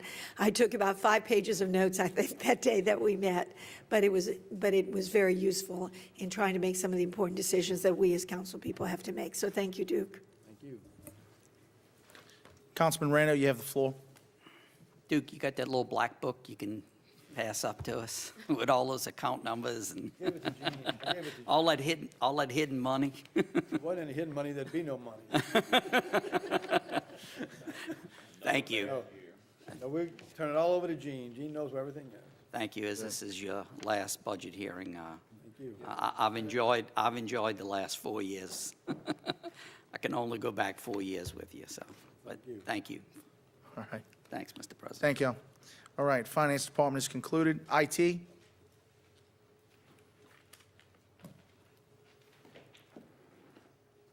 Or to be technical, IT, telecommunications, NKTV. Go ahead, Jay. The total budget for IT for the 2016-2017 budget year reflects a $8,835 decrease from the 2015-2016 budget year. This is due to a decrease in salaries from staffing changes, which is partially offset by the increase in contributions to the retirement system. Councilman Reno? Thank you, Mr. President. On the KTV side, I know some of that equipment is antiquated that they have over there, to say the least, and there's nothing in this budget to replace any of that? We didn't have anything in the budget to replace any of that. We're unsure about exactly where KTV is going to move, so we're unsure of what exact budget is going to be needed if KTV does move and that building is repurposed. Do we have any kind of estimates as to what equipment is needed and about what that's going to cost? We're in the process of getting estimates. We don't have any firm estimates at this time. Would you get that information and share it with all of the council members so that we know? Because, you know, we're going to be adopting a budget, and if there is some monies that are needed, and I know that in technology, that equipment changes real fast, and they have a lot of issues over there. So I'd just like to know, you know, what the need is in dollars. Yes. Thank you. Thank you. Councilman DeFrancis? I just want to personally thank IT, because I had a problem today, too, and you sent one of your people over, and we had it done like that. With the scanner, yes. Thank you for all your help. Thank you, Jay. Lee, City Attorney's Office.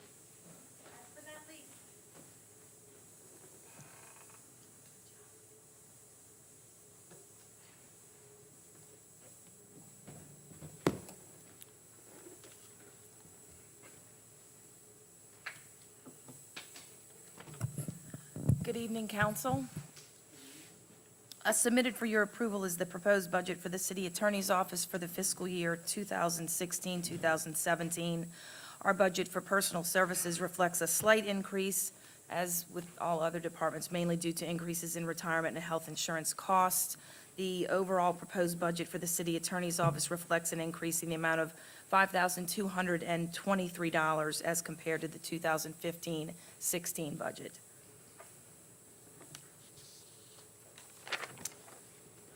It appears everyone is well-informed and adequately knowledgeable on the city attorney's budget. Thank you, Ms. Roussel. Thank you, Council President. Last but not least, we have the council office, which I guess I will present. We have basically a standstill budget. Biggest difference between this year and last year is that at this time, we have included the amounts that we've had in previous years that in the past, we've made adjustments for the research assistance. So, seeing no questions.